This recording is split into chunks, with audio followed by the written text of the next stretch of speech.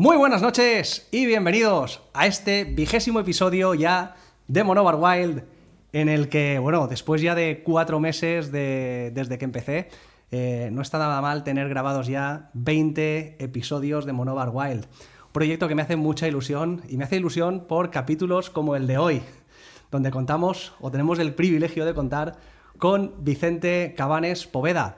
Vicente se dedica a la banca. Él es banquero privado senior en Ambank, si no me equivoco, ¿correcto? Sí.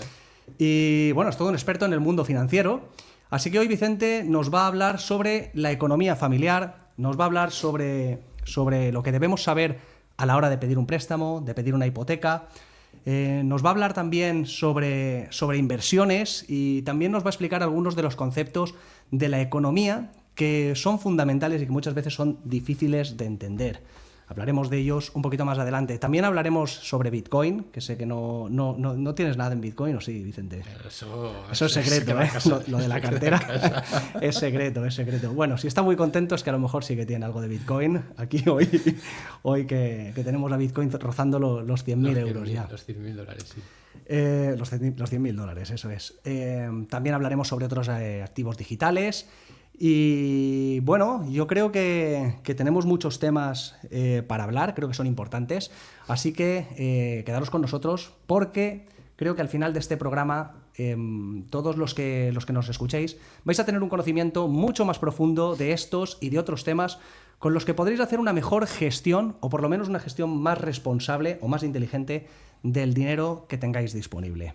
Así que nada, Vicente, ¿cómo estás? Muy bien. ¿Estás nervioso o no? No, porque además, bueno, al final yo creo que nos conocemos en otros ámbitos, ¿vale? Como son en el campo de fútbol, ¿no? Uh-huh. Haciendo otras cosas, pero bueno, al final yo creo que cuando uno habla de lo suyo, pues bueno, está tranquilo, está cómodo. Estás cómodo y bueno, intentaremos al final, bueno, que la gente que te ve, que te escucha, pues por lo menos de la entrevista que tengamos hoy, ¿no? Pues que coja conceptos básicos que yo creo que no están metidos en el ADN de la gente joven ni de mucha gente, y yo creo que es muy importante el tema del ahorro, el tema de la economía, pues tenerlo encima de la mesa, ¿no? Desde luego, fundamental. Como se te dé la economía la mitad de bien que el fútbol, sí, vamos a aprender mucho. Vamos a aprender mucho. Pero bueno. Pues nada, soy Roberto Amorós, esto es Monóvar Wild, hoy estamos con Vicente Poveda y empezamos. Vicente, para empezar, para poner en contexto un poquito, me gustaría saber un poquito tu trayectoria, tus estudios, tu formación. Cuéntame un poquito por ahí. Sí, bueno, a ver, yo estoy licenciado en Economía.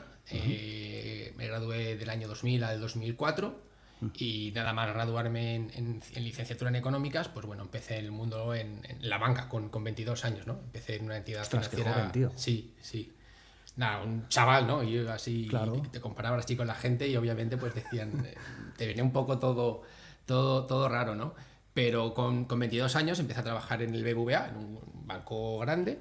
Desde luego. Mis inicios empezaron pues, en Denia, luego estuve en Calpe, luego en San Vicente, y ya al tercer año por ahí y ya me fui a Alicante. Los 3 primeros años fueron dedicados a banca comercial. Cuando entras en un banco, pues te ponen a hacer un poquito de todo, pues hipotecas, préstamos, lo que es cuando entras, pues la persona que te encuentras en la mesa, pues ahí estaba yo. Y ya al tercer año pues decidí un poco inclinarme o especializarme por el tema del asesoramiento patrimonial, la banca privada, un poco el tema de las inversiones, ¿no? Y empecé pues eso en el 2008, buen año para empezar, porque fue cuando quebró Lehman Brothers, entonces ahí me estrené a lo grande. Y hasta el año 21 Ajá. que decidí cambiar, y bueno, desde entonces estoy en una entidad que se llama Ambank, que está instalada en España y que se dedica 100% a la banca privada, a la gestión de patrimonios, ¿no? Ambank no es un banco español, ¿no? ¿De dónde Sí, son? aquí es origen andorrano, pero es un banco que no cotiza, es propiedad de 2 familias andorranas, pero aquí en España operamos con ficha bancaria española, con lo cual exactamente lo mismo que cualquier otro que cualquier otro banco. Está muy bien porque si esto llega lejos, como buen youtuber, tendré que irme a Andorra. Eso, ya tengo. Sí. Bueno, eso es otra cosa. Eso es otra cosa, pero sí. Allí por suerte pagan menos impuestos que aquí. Sí, desde luego. Y no tienen menos servicios, hasta donde yo sé. ¿Eh? No. Bueno, no tienes aeropuerto, pero. No tienes aeropuerto. No se tiene que vivir. Aquí tenemos de más también, en el de Castellón y alguno por ahí. Alguno más por ahí, sí, tenemos alguna joya. ¿Dónde estudiaste? ¿Dónde sacaste la carrera? Yo aquí en Alicante. Aquí en la Universidad de Alicante. Muy bien. Sí. ¿Qué es lo que más... O sea, ¿la carrera era lo que esperabas? ¿O hubieron aspectos que te decepcionaron? ¿O todo lo contrario, que te gustó más? Bueno, al final las carreras sabemos cómo son, que tocas muchas cosas que al final en el día a día luego te sirven de poco. Cuando entras en el mundo laboral las cosas son muy distintas, aprendes cosas, pero es verdad que te enseñan a pensar, te enseñan a ver las cosas de otra manera. Al final son asignaturas que bueno, y tienes de todo, tienes historia económica, tienes estadística, tienes macro, entonces hay algunas asignaturas que hoy por hoy un ordenador o cualquier aparato tecnológico te las puede hacer muy rápido, ¿no? Claro. Pero sí que es verdad que te ayudan a pensar y a cómo funciona un poco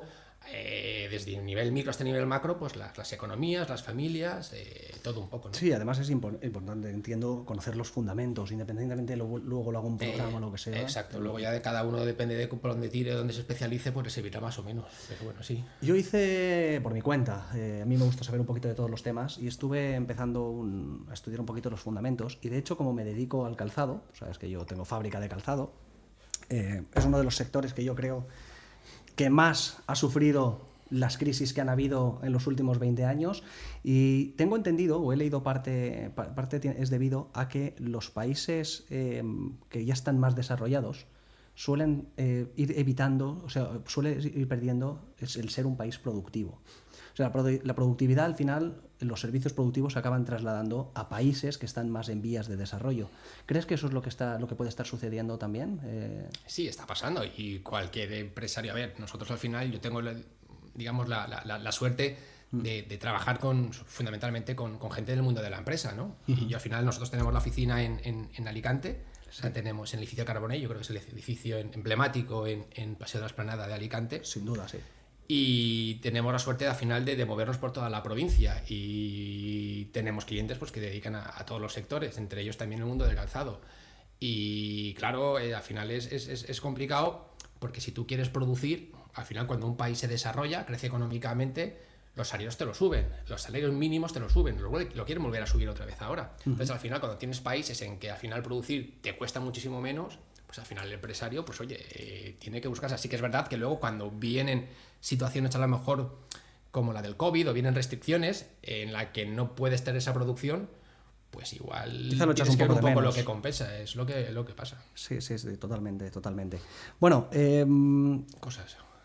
Yo quiero ponerme en situación. Yo soy un desastre en la economía del hogar. Pero es que luego te voy a hacer un test, que esto no te lo he dicho, esto es 100% sorpresa. Tengo un test preparado para ti, para el final un poquito de la entrevista, para rematarla con cosas interesantes. Muy bien. Y hay una pregunta que está relacionada precisamente con la cantidad de familias que no llegan a fin de mes o que tienen problemas económicos en casa. Y me parece súper interesante cómo poder empezar. Claro, el que está en su casa está acostumbrado a no llevar casi ningún tipo de cuenta, lo que te va llegando. ¿Cómo empezamos? ¿Cómo se empieza a llevar la economía de un hogar? ¿Qué son las bases? ¿Qué es lo más básico que tenemos que hacer? Bueno, yo aquí te he traído dos cosas, que una de ellas es la hucha de mi hijo, ¿no? Y es algo que tiene que ver mucho con lo que vamos a hablar. Uh-huh. Yo creo que al final lo principal para llevar una economía familiar, tener una economía sana es la formación. Uh-huh. Y en España, yo creo por desgracia, no hay una formación en el tema económico, en el tema de la economía familiar. De hecho, yo leía, creo que era el lunes o el martes, un artículo en una prensa en digital, sí. Y decía que España estaba a la cola de los países europeos en cuanto a formación financiera. De hecho, solamente estábamos por delante de Rumanía, Portugal y no sé otro país. Es decir, en la cola.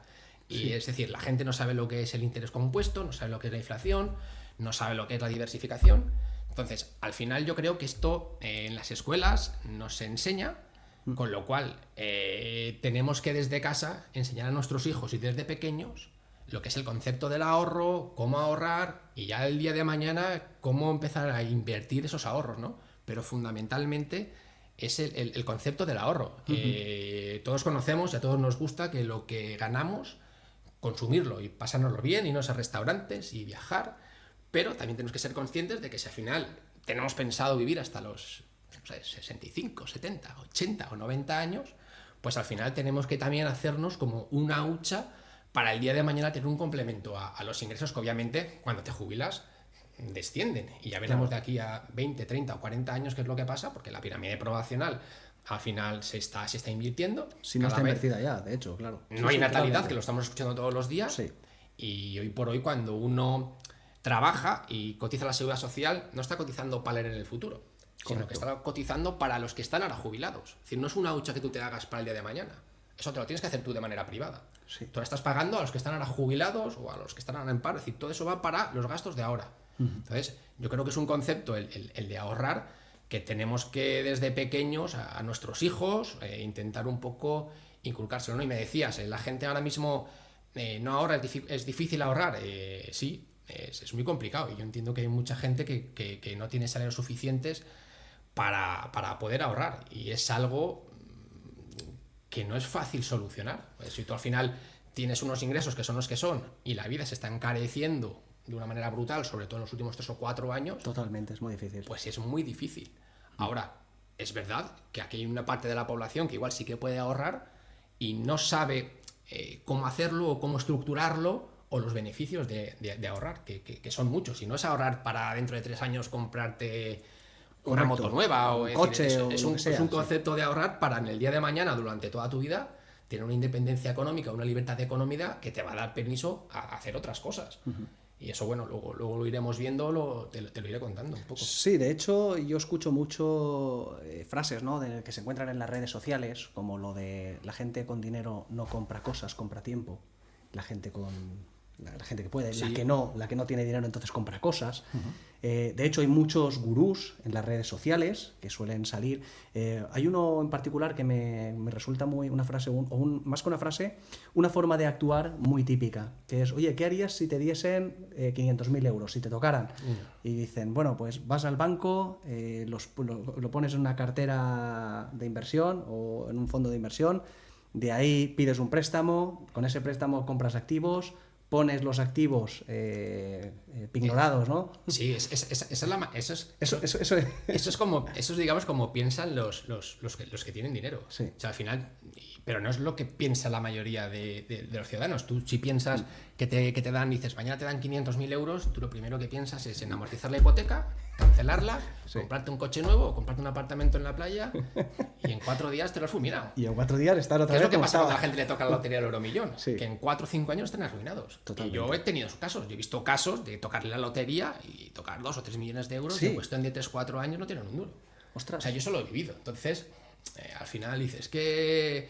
No, aquí sobre todo hay que tener un método para poder ahorrar, para tener educarse financieramente y poder luego ese método pues tenerlo en el tiempo. Pero sobre todo eso es cultura financiera. Si no tenemos cultura financiera va a ser muy complicado y no estamos hablando de convertirnos en millonarios, pero sí de tener un colchón que nos va a proporcionar pues una serie de utilidades durante nuestra vida. Vale, entonces partimos de la base de que una de las cosas más importantes en la economía familiar de por sí ya es la formación. Sí, o la educación, educar a nuestros hijos, educarnos nosotros primero y educar a nuestros hijos. ¿Dónde podemos coger esa educación financiera? Hoy por hoy en cualquier lado. Date cuenta, hoy estamos todos digitalizados, hay muchas plataformas, nos tiramos mucho tiempo pasando el móvil pantallita a pantallita, todos, ¿eh? Sí, pero sabes que luego aparece ya 2. Ya. Ya, entonces tú pones en un buscador conceptos básicos de la educación financiera o cómo invertir y te van saliendo vídeos. Ya no siquiera tienes que leer, o sea, tienes vídeos que 2 minutos, 3 minutos que escuchas y te vas formando, ¿no? Y luego hay también plataformas digitales en las que te informan y te dicen un poco cómo invertir, ¿no? Nosotros, digamos que la parte de Ambank que trabajamos en España es más asesoramiento a un cliente que ya tiene esos ahorros hechos, que ya tiene ese patrimonio y que le intentamos dar forma para ver cómo llegar a sus objetivos. Y sin embargo tenemos una plataforma, propiedad nuestra, con el Corte Inglés, con AXA Seguros y con algún cliente privado que se llama MyInvestor. MyInvestor es una plataforma online para invertir. Sí. Y aquí pues encuentras de todos, de los productos y formación y explicación. Es decir, que al final, a un golpe de clic, hoy por hoy, si le dedicáramos un poquito de nuestro tiempo, pues esa información la encontramos. Es accesible, está... Y luego la tradicional de siempre, pues comprarte libros, pero yo creo que al final eso es más pesado, eso es más para gente que quiera un poquito indagar más, pero al final aquí es lo que se trata es Sota, Caballo y Rey. Y Sota, Caballo y Rey, con ver 4 vídeos, estar un poquito informado, yo creo que al final la gente se puede hacer una idea de lo que hay que hacer. Sí, ahí la clave, te lo digo por las experiencias que yo he tenido, ¿no? Que al final es un poco la forma que yo puedo trasladarle a la gente lo que yo he experimentado. Claro, ¿con qué te sueles encontrar? Pues te sueles encontrar en lectura, te sueles encontrar con Padre Rico, Padre Pobre. Eso es. Con el monje que vendió su Ferrari. Eso es. Con libros que te dan como la llave de la riqueza. Vamos, que si no eres rico es que eres gilipollas, porque todo el mundo leyendo el libro parece que consigue esa riqueza. Sí, sí. Hostia, y cuando los has leído te encuentras, sales muy motivado, porque son libros muy motivadores, creo que están hechos un poco para tocar esa parte de la psicología humana, pero luego te das cuenta de que ni es tan fácil como te lo pinta el libro, ni por mucho que tú te concentres y mucho que pienses en el éxito, tienes por qué conseguirlo. Eso es. Entonces, saber dónde buscar exactamente esa formación a veces se convierte en una cosa complicada y muchas veces caes en estafas.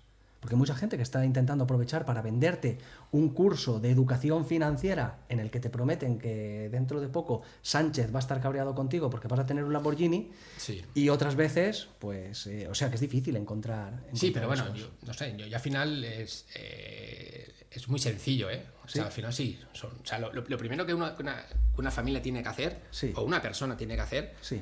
es ver cómo ahorra, ¿no? O sea, yo creo que es algo que tiene que ser obligatorio que el que pueda. Entiendo que no todo el mundo puede y no todos los salarios te permiten, porque vamos al día a día, como he dicho antes, entre las hipotecas, lo que ha subido la cesta de la compra, el ir a comprar, etcétera, etcétera, pues cada vez es más difícil, ¿no?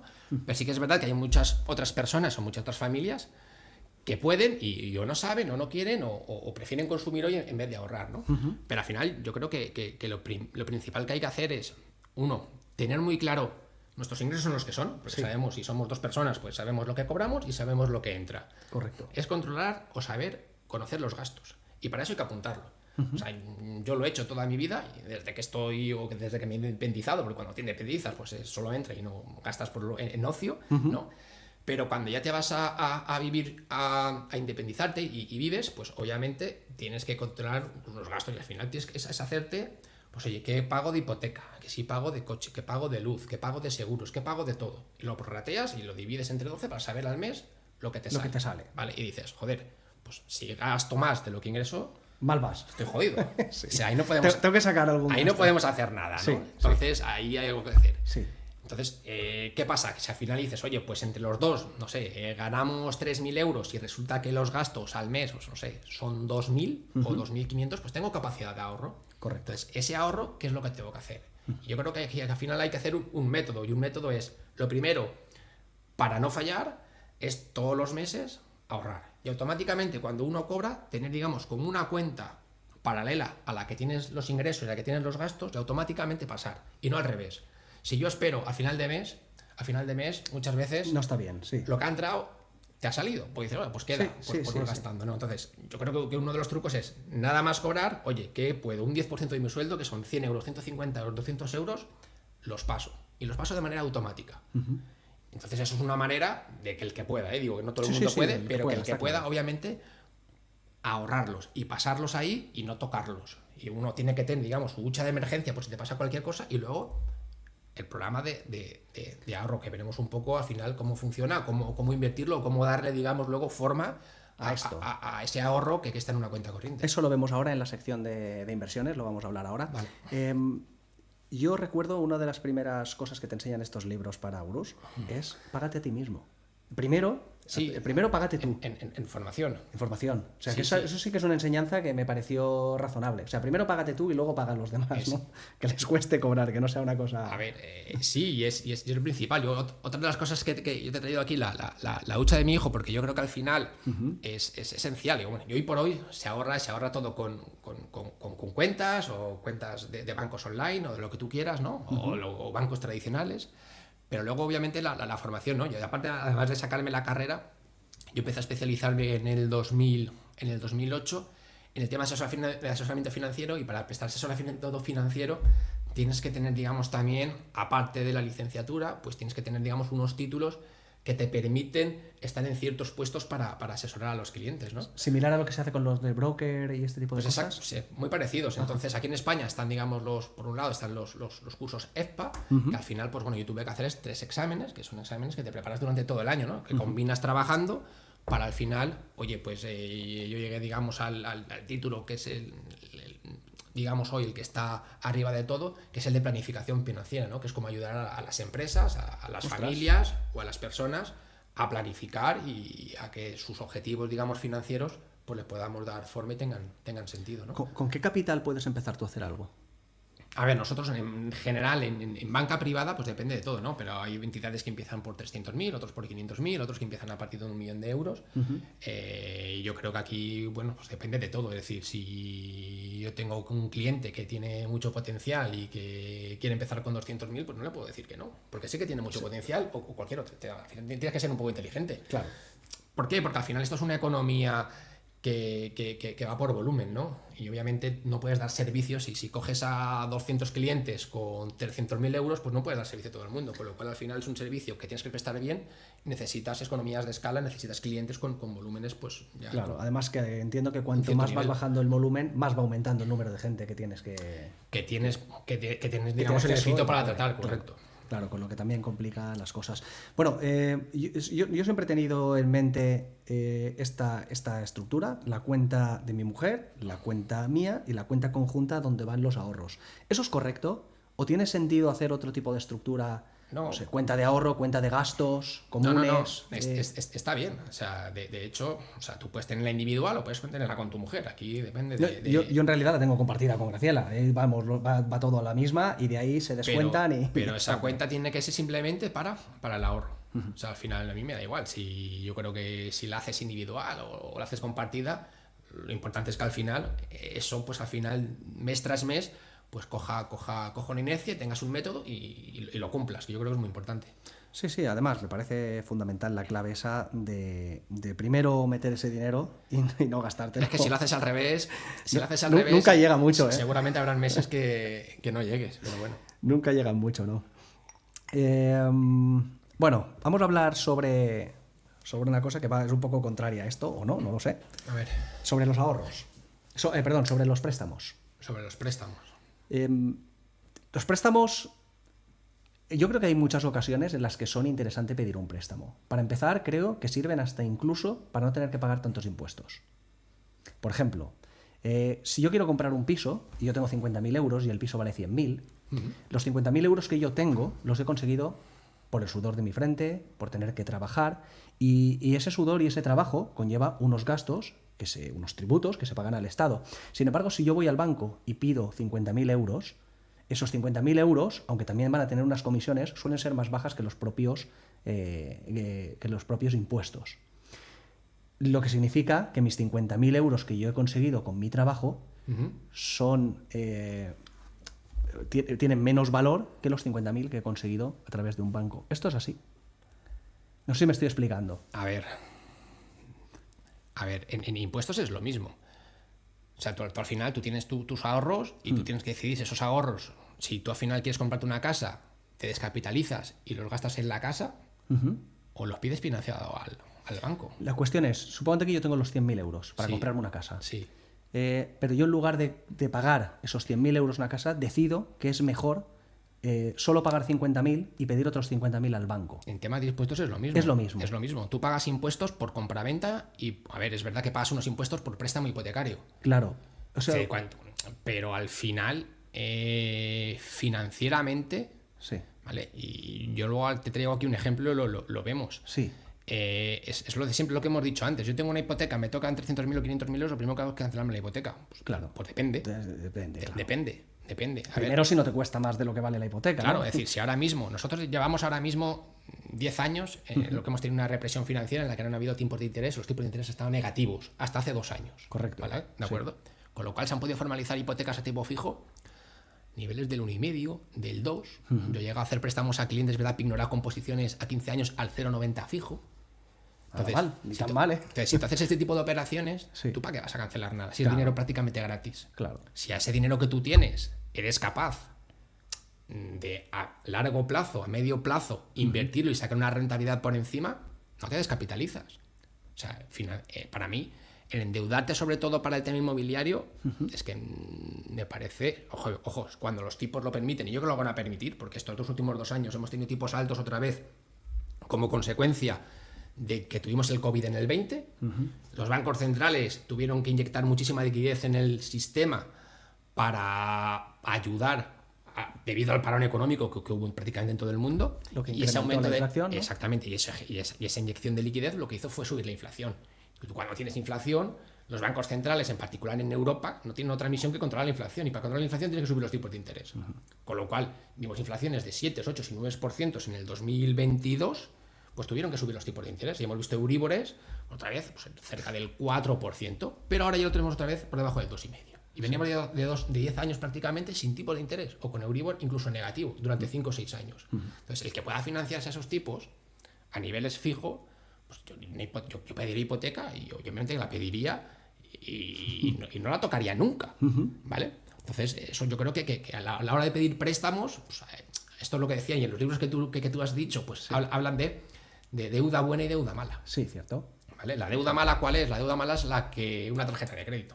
Una tarjeta de crédito con intereses, si tú pagas a plazos del 16, del 17, del 18% TAE, eso no hay ninguna inversión que pueda cubrir eso, es decir, eso te va a comer. Hubo una época que salía todos los días en la tele algún banco que te daba Sí, vamos, eso, tarjetas de estas, pero la revolving, están deseándolo. no sé cuánto, claro, ahí ganan una pasta. Sí. Ahí te trincan y tú vas pagando, sí, pago 100 euros al mes, pero o sea, no acabas de pagarla nunca. No pagas. Pero nunca. Sí. Entonces eso es deuda mala. Pagar un 8 o 9% para comprarte un coche, pues bueno, pues tienes que tener un coche, pero es deuda mala. Entonces, pero sí que es verdad que mucha gente no puede pagar un coche al contado, y menos ahora. Claro, eso es una obligación casi, es una... Sí. Pero bueno, pues ahí depende del coche que quieras comprarte o con lo que te conformes, ¿no? Pero yo creo que el financiarte para comprar sobre todo la vivienda habitual, pues bueno, a estos tipos yo creo que te puedes financiar, y sobre todo financiarte para comprar otras viviendas o ya de modo de inversión, yo creo que es fundamental. Es lo que tú decías, cuando tú vas a comprar un bien inmueble para arrendarlo, para alquilarlo, pues al final es mejor hacerlo con dinero de otro. Claro, sin duda. Con dinero de otro. Eso es lo que yo pensaba. A ver, yo pienso, hombre, no sé lo que me costará... no sé cuánto... Cada 1.000 euros que yo gano con mi trabajo, no sé cuántos de esos yo he tenido que contribuir para el Estado. No he sacado la cuenta exacta. Pero vamos, sé que es bastante. O sea, yo no recuerdo ahora mismo cómo estaba. Que claro, depende del índice que mires o a quién le preguntes, te van a decir que tú pagas de impuestos un 70%, que un 50%, que un 20%, sí, que cada uno te va a decir una cosa, ¿no? Pero vamos, yo creo que el 50% no te lo quita nadie. Entre unas cosas y otras. Entre unas cosas y otras. Entre unas cosas y otras creo que no te lo quita nadie. Quiere decir que yo, para ganar 1.000 euros, tengo que llegar a producir 1.500. Sí, para que a ti netos te lleguen en la cuenta lo que tú ves que son 1.000 euros, tú has tenido que por encima tener 1.500, 1.600. Exacto. Luego ponle IRPF, Seguridad Social, etcétera. Entonces estamos hablando de que yo, para producir 50.000 euros, voy a necesitar por lo menos 70, 80.000. Claro. Si yo al banco le pido 50.000, yo no le voy a tener que pagar obviamente una comisión, un interés, pero no va a ser... Sí, pero yo... Ni mucho menos tan grande, ¿no? Creo yo. Yo eso lo tengo por aquí, sí, porque sabíamos que ibas a hablar del tema. Sí. Y es para que te hagas una idea. Nada mejor que trabajar con datos reales. Con datos reales. Esto sí lo encuentro, ¿sabes? Mira. Esto es un ejemplo para que veas un poco lo que decíamos antes, ¿no? Si tú eres capaz de pedir una hipoteca, sí, de 150.000 euros a 20 años, sí, a un interés del 3%, ¿vale? Fijo, veo, además. Vale, fijo, yo he calculado. Tú acabas devolviendo al banco 50.000 euros. De más. Correcto. Es decir, a ti tu casa te cuesta 200.000. Tú pides una hipoteca de 150.000 y pagas 50.000 euros de intereses en 20 años, ¿vale? Entonces, si hiciéramos lo mismo, pero con esos 150.000 euros, ¿vale? Y los invirtieras, lo digo por el caso de cuando te toca la lotería o el que los tenga, ¿vale? Sí. Que pues al final hay gente que también ha ahorrado o es gente del mundo de la empresa, pues que gana bien y tienes tus ahorros y tienes que decidir qué hacer, ¿no? Sí. Pues esos 150.000 euros invertidos exactamente igual a 20 años al 3%, te generarían un retorno, o sea, un capital final de unos 270.000 euros. ¿Por qué? ¿Por qué? Porque los intereses que se calculan son de manera distinta. Tú aquí estás calculando interés compuesto y en las hipotecas se calcula el tema de un sistema de amortización que se llama amortización francés, en el que al principio vas a pagar muchos intereses y al final acabas pagando menos intereses. Al principio devuelves menos cuota y al final pides más cuota. Ajá. Pero los ahorros se calculan interés compuesto. Fundamentalmente, si utilizas, por ejemplo, fondos de inversión. ¿Qué implica interés compuesto? El interés compuesto y el interés simple son dos cosas muy diferentes. Un interés simple es el que tienes cuando tienes un plazo fijo. Tú pones 10.000 euros al 3%, ¿vale? Pues cobras 300 euros al año. Y pasa, y todo año que viene, al año siguiente, vuelves a invertir 10.000. Eso es interés simple. Es decir, que la retribución no se acumula. El interés compuesto es que yo, por ejemplo, no sé, imagínate, tengo 100.000 euros, me dan un 3% y acumula. De tal manera que al año que viene yo no invierto 100, tengo invertidos 103. Con lo cual aplica el 3% sobre 103. Eso es interés compuesto. Ajá. Entonces, eso a largo plazo, luego lo veremos, tiene unas... Claro, va aumentando de forma exponencial. De forma exponencial. Claro. Entonces, eso la gente yo creo que es lo que no sabe, lo que es el interés compuesto. Entonces tú dices, oye, en la misma operación, al mismo plazo, al mismo tiempo de interés, que ojo, al 3%, es invertirlo. Yo creo que se asume cierto riesgo a largo plazo, puedes obtener más rentabilidad, pero al final dices, de 150.000 yo acabo teniendo 270.000. Es decir, al final es una operación que le vas a sacar, pues si luego te devolvías 200.000, estás sacando 70.000 euros más. Claro, sí, totalmente. Es decir, con lo cual, teniendo las dos opciones, tú al final no te descapitalizas y obtienes de tu dinero más dinero que vas a pagar de intereses. Entonces, este tipo de cosas yo creo que son las básicas que hay que tener en cuenta a la hora de invertir. Por eso te digo que hipotecas hay que tener, sí, si no son abusivas. Si no estás pagando el 5, el 6%, el 6%. O sea, esto, Vicente, se puede proyectar de la siguiente manera. A ver, por decirte, claro, aquí esto lo primero que veo es o tengo casa o tengo dinero ahorrado. Me da la sensación de que no puedo tener las dos cosas. Claro. Pero yo puedo utilizar esto para que realmente la casa se pague con ese... Para eso entiendo que necesitarías necesitas la pasta. Una pasta. Necesitas la pasta. A ver lo que hace la gente de pasta. O sea, al final... Tú, al final lo que haces es digamos, el beneficio que tú vas teniendo por aquí lo utilizas para pagar la hipoteca. O no, o simplemente los ahorros que tiene un inversor son los cliente, el aval del banco. Claro, lo pones como garantía. O sea, a ver, en principio, garantía, eso. A ver, tampoco hace falta. Una hipoteca, en principio, la garantía que coges es el inmueble. Claro, sí. ¿Vale? Pero no al valor total. Es decir, bueno, si yo ahora quisiese, si yo tengo una casa... Pues la diferencia, imagínate que tú vas a comprar una casa de 100.000, el banco te va a dar 80.000, pero tú necesitas 110.000, porque son 100 más los gastos. Correcto. ¿Vale? Necesitas 30.000 euros. Esos 30.000 euros pues tienes que ponerlo de tu bolsillo. Claro. A ver, el que tiene dinero normalmente eso lo pone del bolsillo, pero podrías, digamos, financiarlo contra tus propios ahorros y que el banco te conceda un préstamo y tú no gastarte un duro. Eso puedes hacer. Es que esas cosas... tu dinero, sigue funcionando, pero eso es así. Sí, esas cosas están muy bien, Vicente. Pero tienes que tener el dinero. Tienes que tener el dinero, sí. Pero bueno, por eso es mucho más motivador tener el dinero, o sea, querer tener el dinero o querer ahorrar sabiendo esas cosas. Por eso digo que al final, que esto dices, joder, claro, a ver quién tiene 100.000 o 150.000 o 200.000 euros ahorrados. Pues muy poca gente. Pues te sorprendería. O sea, hay gente y cada vez, digamos...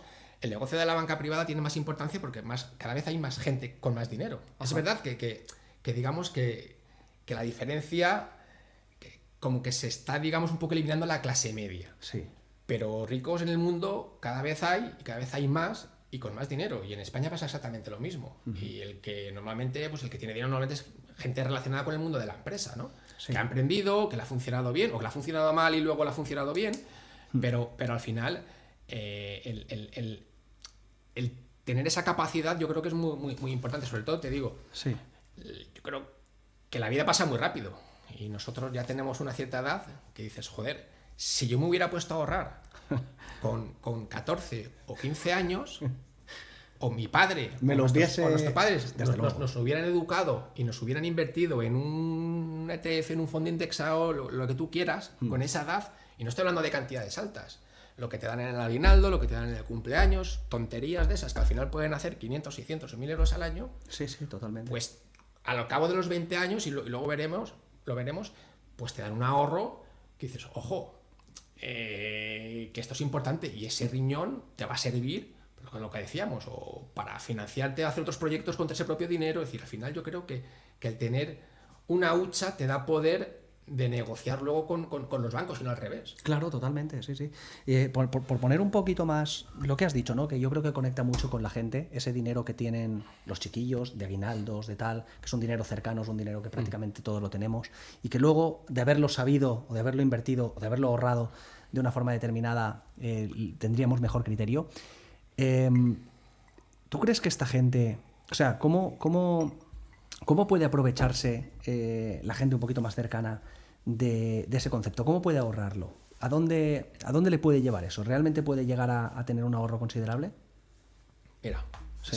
te saco sí, sí. La segunda. Algo real, algo cercano. Algo cercano, mira. Estos son números que yo te he preparado para verlo, y yo creo que es algo que es muy asumible para todo el mundo. Por eso digo que al final no se trata de ahorrar todo lo que gano, de no vivir, de no salir a cenar. Se trata de sobre todo ser metódico y tener un método y respetarlo. Yo creo que eso es muy importante, ¿no? Sí. Entonces, para que veas un poco, si con una inversión inicial, ¿vale? Yo aquí he puesto, y esto cualquier persona que nos esté escuchando, teclea en Google, por ejemplo, en cualquier buscador, ¿no? Sí. Calculadora de interés compuesto. Todos hemos buscando, cuando hemos querido comprar una casa, calculadora de hipoteca o simulador de hipotecas, y te dicen, oye, si financio tanto y a este tipo de interés, pues me sale la cuota tanto, pago tanto. Todo el mundo al final un poco trastea, ¿no? Sí. Al revés también hay que trastear. Es decir, si yo me propongo ahorrar 100 euros todos los meses, y luego veremos al final, porque esto es luego dirás, oye, pero ¿dónde tengo que ahorrar? Pues bueno, luego vemos y luego hablaremos donde, digamos, yo recomendaría a alguien que empieza desde el principio, que no tiene formación, o desde pequeño, a dónde hay que ir ahorrando, ¿no? Claro. Los productos o los mecanismos que hay. Sí. Pero para que te hagas una idea, simplemente con una inversión inicial que tú hagas en algún momento, aquí está puesto, pues 5.000 euros, Sí. y luego todos los meses pongas 100, Sí. estamos hablando de 1.200 euros al año, Sí. durante 20 años, ¿vale? Y a un tipo de interés yo he puesto aquí del 5%.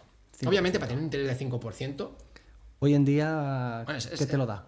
la renta variable. La renta variable. Fundamentalmente, ¿vale? Es verdad que tenemos, luego hablaremos, bitcoins, criptomonedas y toda esta historia, pero para eso... ¿Qué riesgo tiene la renta variable? La renta variable a largo plazo, a 15, 20 años, yo te diría que no tiene ninguno. Ninguno. No tiene ninguno. No tiene ninguno. Espérate. Hombre, ya que estás, te enlazo. Sí, sí, nunca se ha dado, ¿eh? No se han dado muchos casos de que Bueno. a largo plazo haya una caída de... Bueno, es que yo aquí Sí. para que te hagas una idea, ¿vale? Sí. Y esto se puede ver. Esto es el índice americano. Sí. A ver, fundamentalmente yo creo que donde hay que invertir, luego entraremos, ¿no? Pero El SP500, es en sí. renta variable y en renta variable americana. Yo creo que hoy por hoy las mejores compañías siguen estando en Estados Unidos y las mejores mentes siguen estando en Estados Unidos. Y si es Nasdaq, mejor todavía. Y si es Nasdaq, mejor, pero no me he querido ir al Nasdaq. Vale, Fíjate, vale. ¿eh? El Nasdaq es donde pues, las tecnológicas, Sí. no me he ido ahí, me he ido al índice Standard & Poor's, que es pues, al final donde están, digamos, las Son las 500, ¿no? las Empresas 500 más mejores de importantes. todos los sectores. Sí. Pues, bancos, farmas, tecnología, pues todo lo que tú quieras, ¿no? Sí. A 5 años, desde el año 2020, teníamos este índice entre 1.200 puntos. 5 años. Hoy lo tenemos en 6.000. Es decir, hemos multiplicado por 2. Fíjate. ¿Vale? Sí. Al final, estos son, o sea, la renta variable americana, cualquier fondo que tú te cojas medio normal que replique el índice americano, tiene anualizado a 5 o 10 años entre el 10, 12, 13%. La bolsa americana, Fíjate. en los últimos 100, 150 años, tendrá una media del 8, 9, 10%. O sea, que cogiendo el 5 te está siendo cauto. Por Está te siendo digo que si cauto. al final inviertes a largo plazo, coger un 5 yo creo que es fácil. ¿Vale? Ojo, luego veremos La época, renta la época. variable, lo que es y lo que implica. Sí. Pero yo me estoy refiriendo a inversiones a 15, 20 años, 25 Sí, años.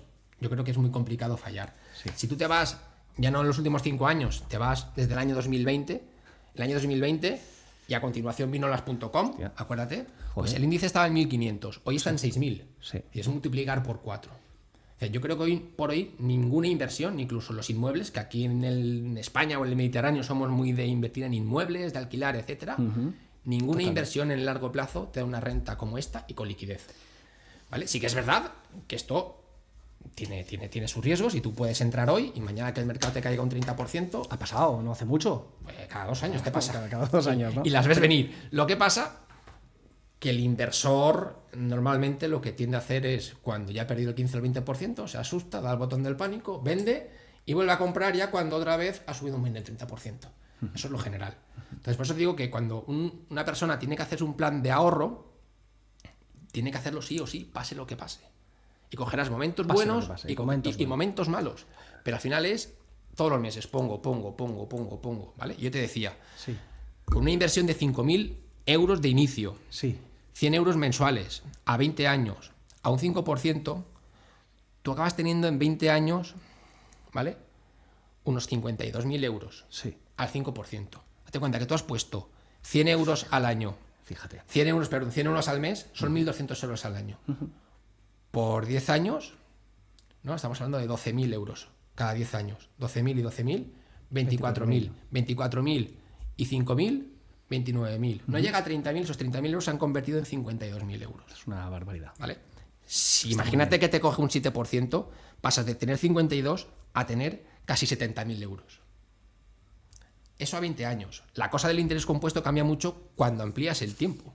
Es decir, si en esos 20 años, el mismo ejemplo, yo paso a 40 años, es decir, Ajá. yo voy a hacer una inversión cuando tengo 20, no Sí, cuando, por ejemplo, un no plan de cuando jubilación, algo así que digas, es que... no cuando tengo 10, que sería, o sea, dices, el momento para invertir, cuanto antes mejor. Sí. ¿Vale? Pero vamos a suponer que tengo 20 años y invierto 5.000 euros y luego 100 euros al mes. Sí. Durante 40 años. Y consigo una rentabilidad del 5%. Si estamos haciendo los cálculos, son 1.200 euros que yo estoy poniendo al año, son 12.000 euros al año.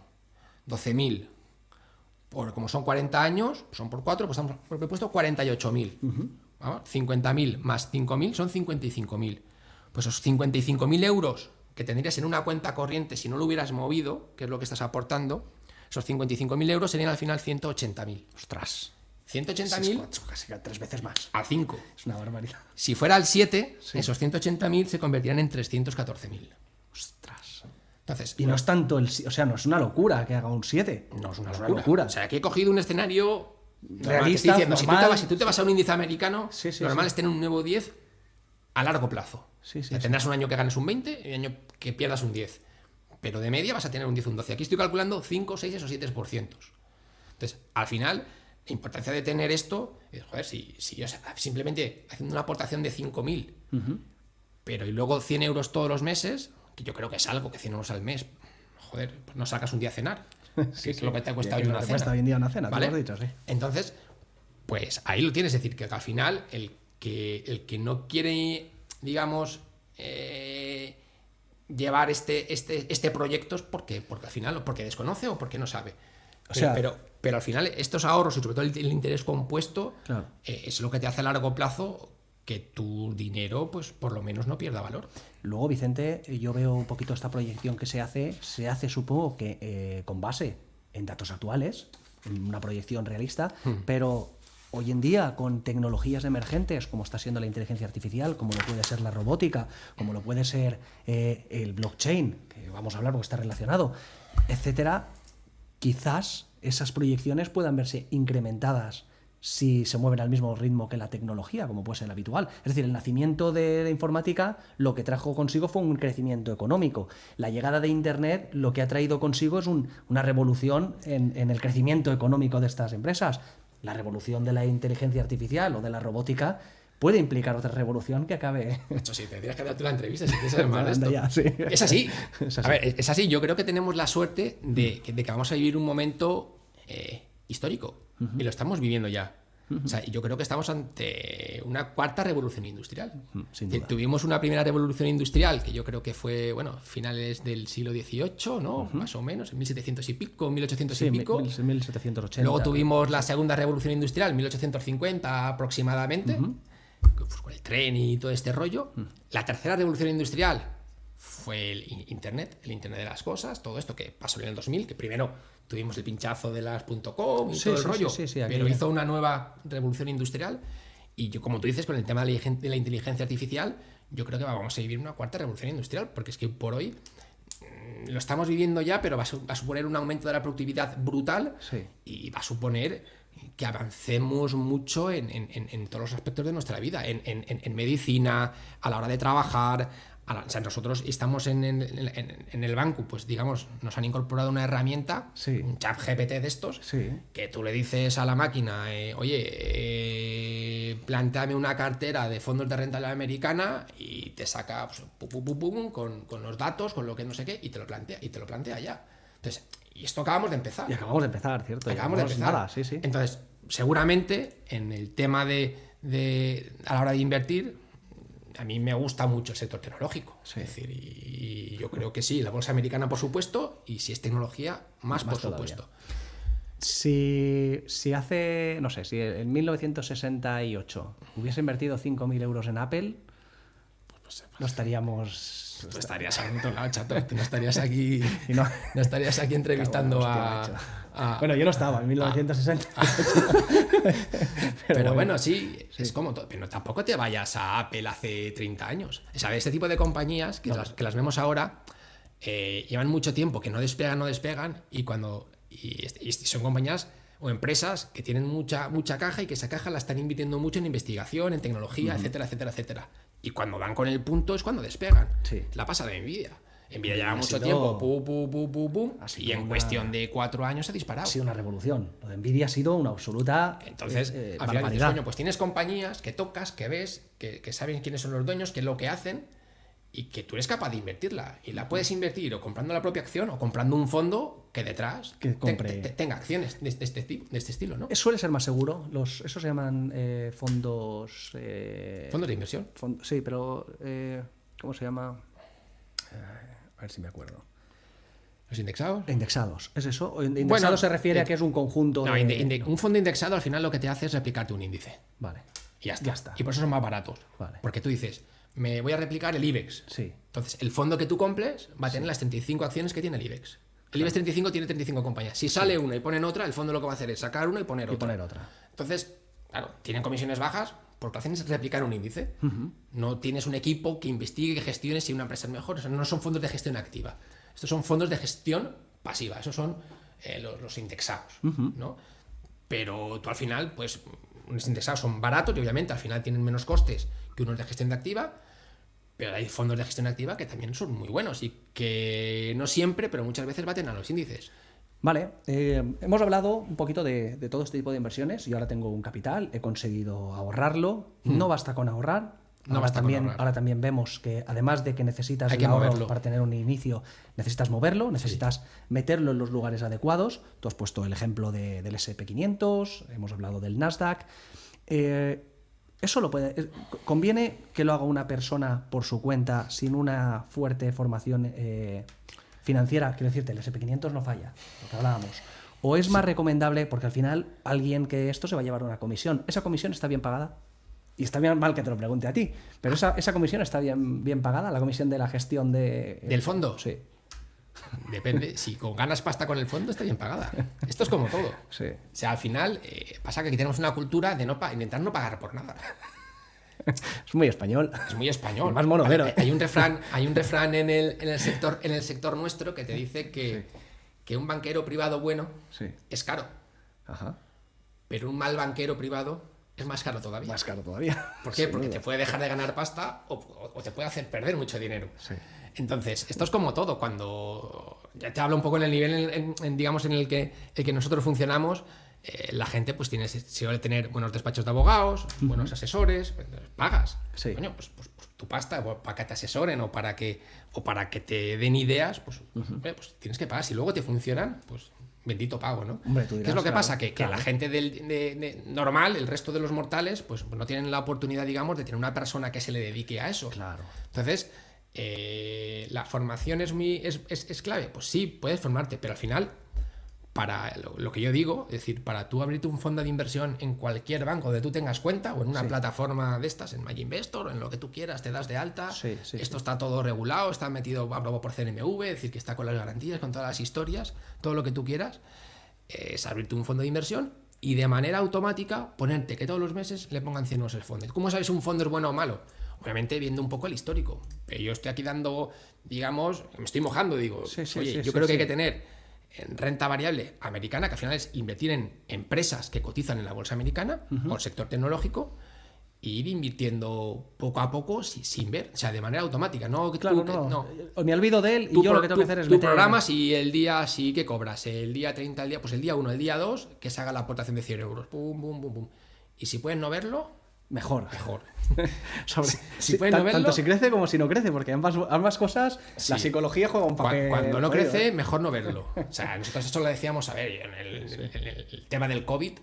El tema del COVID, como muchas otras veces, o sea, el mercado te cae un 30. Imagínate que tienes un cliente, no sé, con 1 millón de euros que está expuesto a renta variable, te cae un 30, ese millón de euros automáticamente en un mes te va a pasar a valer 600, 650.000 euros. Sí. O sea, el cliente no puede decir ahora me acojono y vendo. O sea, hay que darle soluciones, hay que darle explicaciones, hay que ser profesional y hay que darle alternativas, ¿no? Porque eso puede pasar, y eso pasa.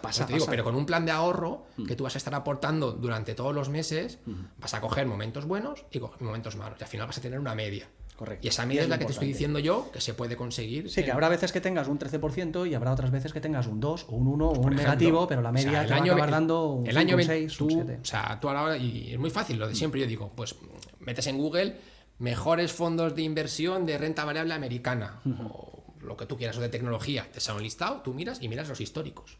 Y miras los históricos para atrás, cómo ha funcionado, y miras las anualizadas. Las anualizadas, ¿qué es? Pues por año de media lo que te ha pagado.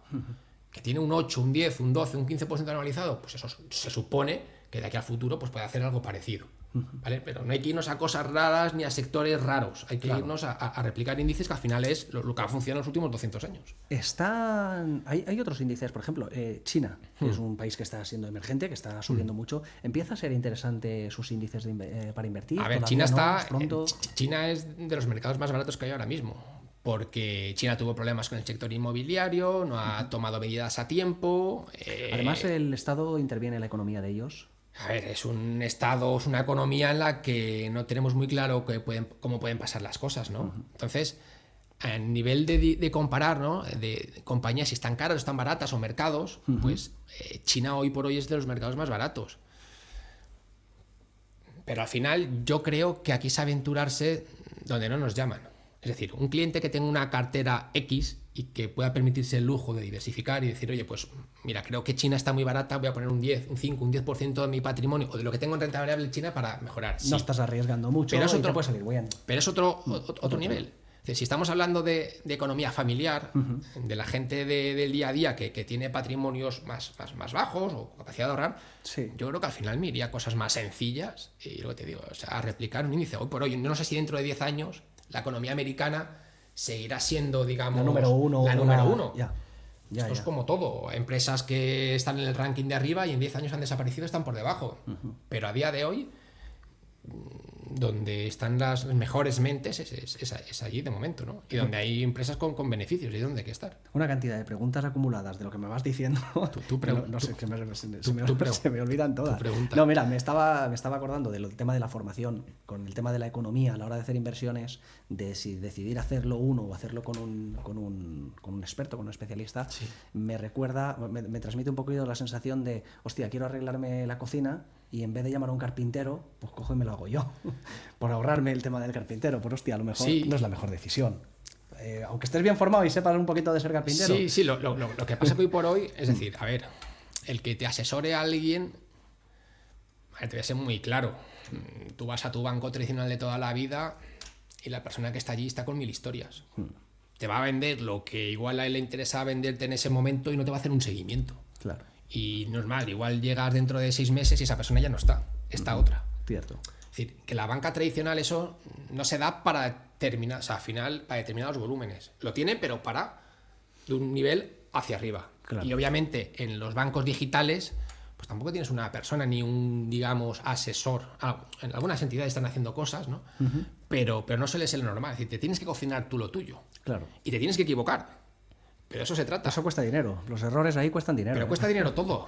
Tú a lo largo de la vida tomas decisiones que tienen riesgo. Es decir, si estudias o no estudias, qué estudias o cómo lo estudias, si te casas, si tienes hijos. todos son decisiones que tienes que tomar y que te pueden costar también dinero, Sí, sí. pero las tomas. Sí, sí. Pues con esto es exactamente lo mismo. Y no siempre depende de ti. Eso Que a es. veces es el mercado, como ha pasado. Yo recuerdo una frase Eso que es. decía Warren Buffett, que decía: cuando mi jardinero compra acciones, Yo yo las las vendo. vendo. Yo es que las compré cuando las compró el jardinero, fuimos él y yo los dos a comprarlas. Pues eso. Pues Nos cayó, sí. A ver, ya que has sacado el tema de Warren Buffett tiene también dos frases muy famosas, ¿no? Sí. Una es que en temas de la bolsa, el dinero se mueve del impaciente al paciente. Vamos a Es ver las decir, frases, sí. ¿vale? Es decir, cuando alguien quiere ganar dinero muy rápido, cuando invierte y pierde y se sale, pues obviamente hay otro que lo está comprando más barato, con lo cual está haciendo la cartera, construyendo una cartera Sí. mejor, ¿vale? Eso es fundamental. Y luego hay una frase que dice: yo cuando el día que me muera, Warren Buffett tiene 94 años. 94 tiene ya. 94 años, ¿vale? Es uno de los, para quien no lo sepa, pues es uno de los inversores más famosos a nivel mundial. También una de las mayores fortunas a nivel mundial. Este hombre empezó a picotear ya comprando acciones con 11 años. Ostras. ¿Vale? Y otra de las frases que dice: yo cuando me muera, dice, a mi mujer le tengo dicho lo que tiene que hacer con la cartera de ahorros. Es un 10% en letras americanas, es liquidez, y el 90% en un fondo indexado al SP. Fíjate. Es decir, si no tienes ni idea, Haz esto, ¿no? indéxate, Indéxate. porque a largo plazo no vas a fallar. Claro. Entonces, esas palabras de alguien que lleva pues 85 años gestionando dinero y que le ha Y ido bien. de una manera brutal, porque al final este hombre pues, es de los pocos que ha conseguido batir al mercado y tener rentabilidades anualizadas entre el 15 y el 20%, pues coño, habrá que hacerle un poco de caso a este hombre. Sin duda, sin duda. No sé qué edad tendrá la mujer para invertir a largo plazo. Pero debe ser joven. Que más se muere antes que el otro. Debe ser joven. 24 años. Mira, temas bueno, Y no sé si he contestado la pregunta que me has preguntado. Es que me preguntas y yo no sé si contesto. sí. Vale, De vale. momento sí. Y si Vale, no, vale. por lo menos dices cosas interesantes que llevan a otras preguntas que también van muy bien. Espera, por ejemplo, vamos a. Bueno, no quiero pasar todavía, esto lo voy a esperar, pero sí que vamos a ir a. Hemos hablado de las empresas SP500, ahí están las 500 mejores empresas, podríamos decir, del mundo. Pues si son las mejores empresas del país económicamente más poderoso del Sí. mundo, pues podemos hablar de esto. Sin embargo, ahí no está BlackRock, no están esas empresas que, Pero- digamos, eso está por encima de Pues estos son fondos de inversión al final. Son gestoras que lo que hacen es gestionar el dinero de la gente que les cede su dinero para que lo gestione. ¿Qué poder tienen ellos en la economía? Ah, brutal. Pues estos son los dueños de todo. Son los dueños. Pasa que no cotizan como tal. O sea, tú Ya. no puedes comprar acciones de BlackRock. ¿Y quiénes son esta gente? Pues eso, Sabemos quién. Pues sí, al final, claro que sí. O sea, tú sabes quién es el presidente de BlackRock, quién es el presidente de Goldman Sachs, quién es el presidente. Bueno, Goldman Sachs sí que cotiza, que es un banco que cotiza. Sí. Pero luego tienes gestoras. Y tú ves aquí quién es, o sea, cada 2 o 3 semanas, o cada X que tú ves la prensa, pues BlackRock tiene el 5% de BVA, o BlackRock tiene el 3% de Iberdrola, o sea, Tiene de todas las empresas, pero en muchas tiene. A nivel mundial. De Apple creo que tenía más del 50%. Pues es gente que al final, pues sí, que no se sabe, pero pues, tienen unos niveles pues por encima de cualquiera, ¿no? Y que al final decisiones que esta gente tome, pues en el corto plazo te puede mover el mercado.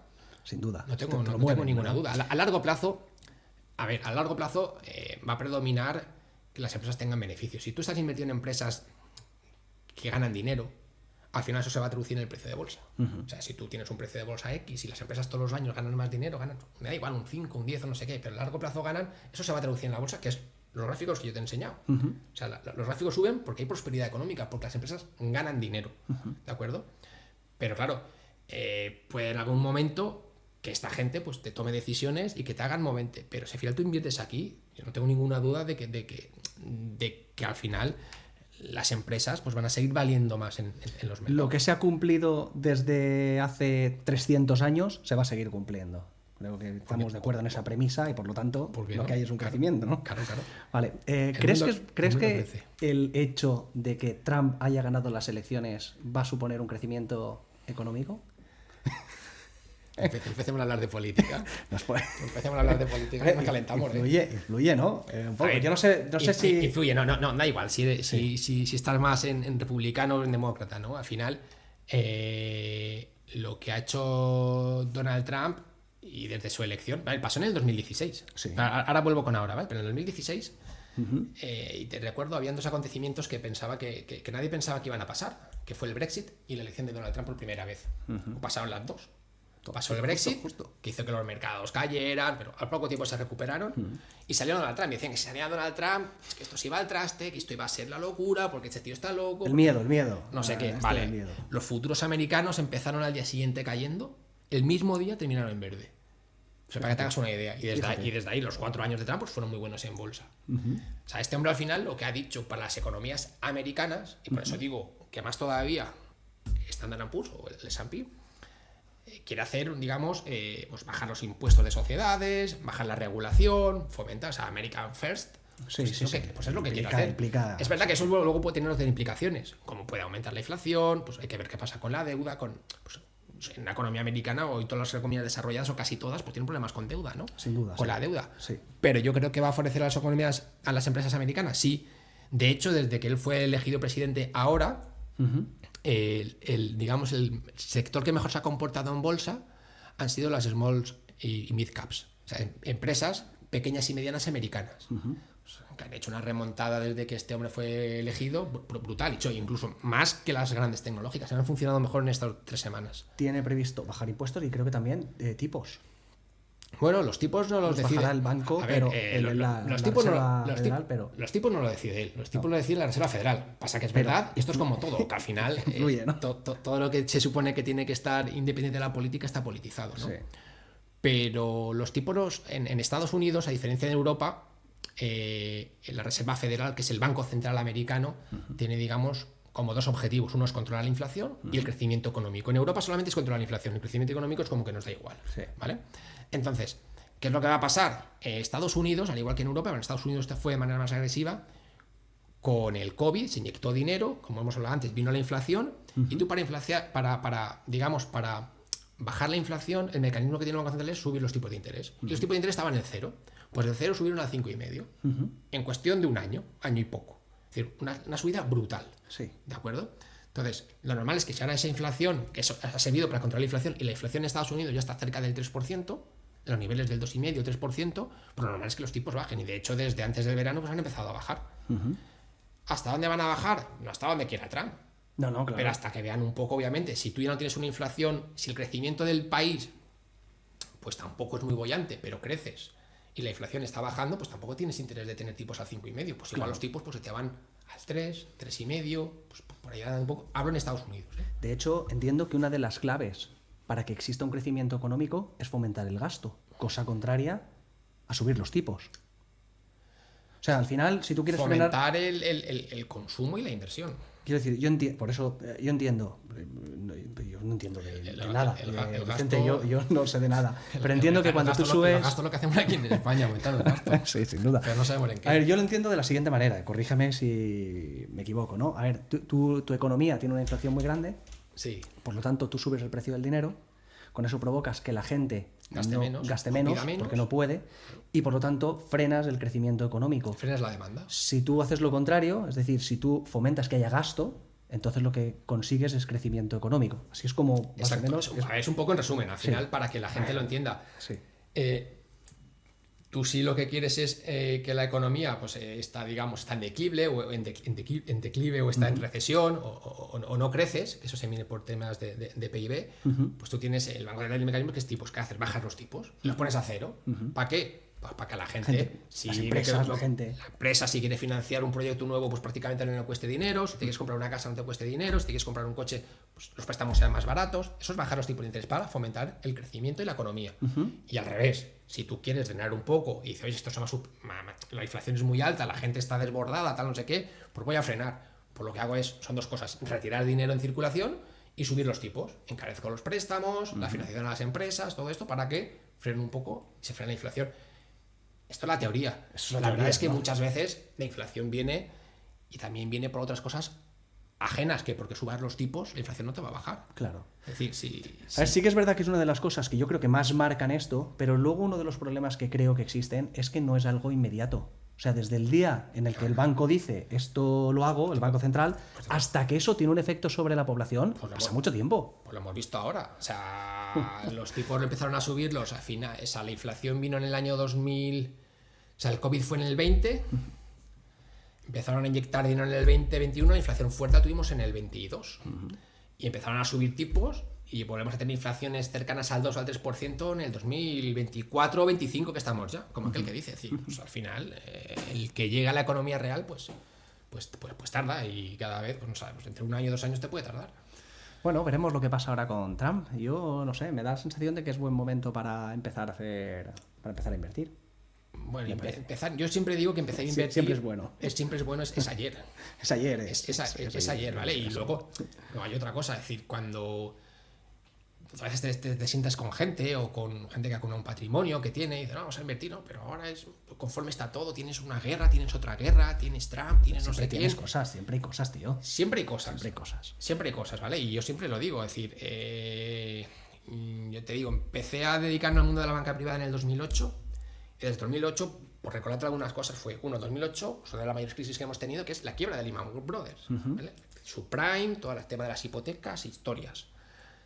A continuación, en Europa, en el año 12-13, tuvimos la crisis de la deuda soberana de los países, donde decían que España, que Grecia, nos íbamos fuera de la Unión Europea, y las primas de riesgo pues, subieron 600, 700 puntos básicos. Sí. Una locura.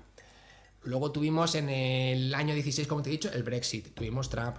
En el 18 también tuvimos un final de trimestre en el 18 en que los mercados caían un 30%. En el 20 tienes el COVID.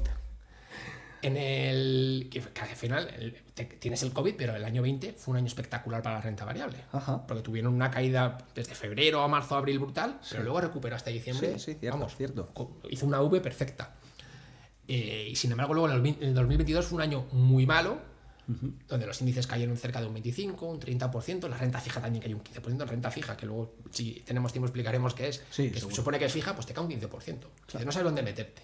Pues siempre hay cosas. Y ya tienes las guerras, ya tienes no sé qué. Es decir, sí, pero la tendencia es como el oro, el chino-chano. Pero por eso te digo que cuando tú haces un método para invertir y para ahorrar, no mires qué pasa. O sea, al final, cuanto menos leas, mejor. De temas de noticias. Es dejarlo, sí, es tema de noticias. Es dejarlo, porque mientras que tú creas que el mundo va para adelante y que van a haber empresas que ganen dinero y que innoven y que siempre hay gente inteligente y siempre hay gente que va a hacer cosas nuevas, siempre. Y el mundo va a prosperar, pues y más en la tecnología. Pues bueno, tienes que tener el dinero ahí. Un tema antes hemos hablado sobre Warren Buffett. Él está muy relacionado mucho también con el mundo del trading. Creo que es todo lo contrario a lo que estamos hablando, ¿no? El corto plazo, pero corto plazo. Hombre, él es value. Él es comprar empresas súper largo plazo y comprarlas en el momento en que cree que el valor es bueno para entrar, ¿no? Y que crean valor. Son empresas que hacen algo. Eso es. Por lo tanto, el trading, digamos que es, o el trading, es el totalmente lo opuesto a tener cabeza, a ir tal. Y a mí hay una cosa, Vicente, y hace tiempo que quería preguntarte esto. No te lo voy a preguntar porque sabía que ibas a venir a Monobar Wild y era mejor oportunidad para hacerlo. Si gurús de la economía los hay por todas partes, expertos, gurús en trading. En trading, vamos, pones internet y pones cualquier cosa y te salen 50.000. La leche. Claro, a mí me llama mucho la atención de los vídeos que he ido viendo a lo largo de la historia y es, las velas japonesas, el estudio de las velas japonesas, de las formas que hacen. Claro, todos los expertos siempre te hablan a toro pasado. Claro, así también yo soy un experto. Pero me llama mucho la atención que los vídeos dicen, es que te pegan 20 minutos de vídeo hablándote sobre las líneas de soporte, como que si supera, si toca una línea de soporte va a rebotar porque aquí ha hecho una W y entonces va a salir disparada para arriba, y si supera un determinado precio va a seguir subiendo, y si no, pues va a bajar. Eso también lo sé yo. O sube o baja, no me hace falta un experto. ¿Cuánto de realidad hay en el trading basado en el análisis de las velas japonesas, de estos índices de los soportes? No tengo ni idea. ¿No? De hecho, yo no conozco a nadie que se dedique 100% al trading y se dedique exclusivamente a esto y le funcione bien, que lo habrán, ¿eh? Sí. Pero yo no lo conozco. Pero al final, no sé, esto es como todo, es plantearse tú con tu patrimonio lo que quieres, que quieres tener el día de mañana y no querer que te toque la lotería. Yo creo que querer hacerse rico rápido, eso no existe. No. O sea, al final te vas a meter en berenjenales y te van a engañar. Sí.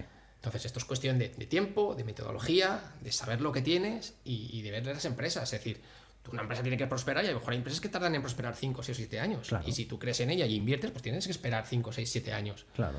El trading del día a día, pues yo qué sé, yo nunca lo he hecho, ni es mi trabajo, ni puedo hacerlo. Ni conocemos a nadie, ¿no? Que se haya hecho... Y yo, pues conoces a los que tú conoces, a los que ves por internet, a los típicos de siempre, que sí, que igual les va bien y funciona. No, yo creo que les va más bien por el dinero que reciben de la gente que confía y dice, bueno, que este sabe lo que hace. Bueno, pues igual les funciona, ¿eh? Igual les funciona, pero yo creo que al final para un poco nosotros lo que estamos viendo aquí, que es para esa economía familiar, para esa familia del día a día, o para que quieres ir ahorrando poco a poco, invirtiendo poco a poco, el trading de entrar y salir de estar pendiente, no sé qué, luego tiene efectos fiscales. Tú compras y vendes una acción y luego en renta el año que viene vas a tener que declarar si ganas. Luego veremos como en un fondo de inversión esto no es así. Tú hasta que no vendes definitivamente, tú vas acumulando y no tienes por qué tributar sobre esas ganancias. El trading habitualmente siempre se ha hecho en empresas, en los índices que hemos estado hablando, también se hace hecho en materiales, en bienes. Ahora se hace en criptomonedas. Creo que el riesgo es el máximo, es un 6 porque no hay más, no tiene más. ¿Qué sabes tú de todos estos activos? ¿Qué consejos puedes darnos a la gente que quiera entrar ¿De cripto? En criptomonedas? Bueno, a ver, igual tú sabes más que yo del tema de cripto o de la tecnología que lleva la cripto. De la tecnología supongo que algo sé, tampoco tengo ni puta idea, sé más o menos de cómo funciona, pero no te Pero yo siempre lo digo, al final esto es cuestión de que alguien confíe y de lo que tú quieras. Yo creo que ahora mismo la fiebre cripto, o sea, la cripto teóricamente es una moneda digital, ¿vale? Entonces es un activo que sirve para intercambiar, digamos, en línea, para hacer pagos en línea que lleguen inmediatamente. Y tiene una tecnología detrás, que la tecnología, pues el encriptado, la tecnología blockchain, que va a hacer que obviamente podamos hacer pagos de un país a otro inmediatos, con costes mucho más baratos, con mucha seguridad, etcétera, etcétera, ¿no?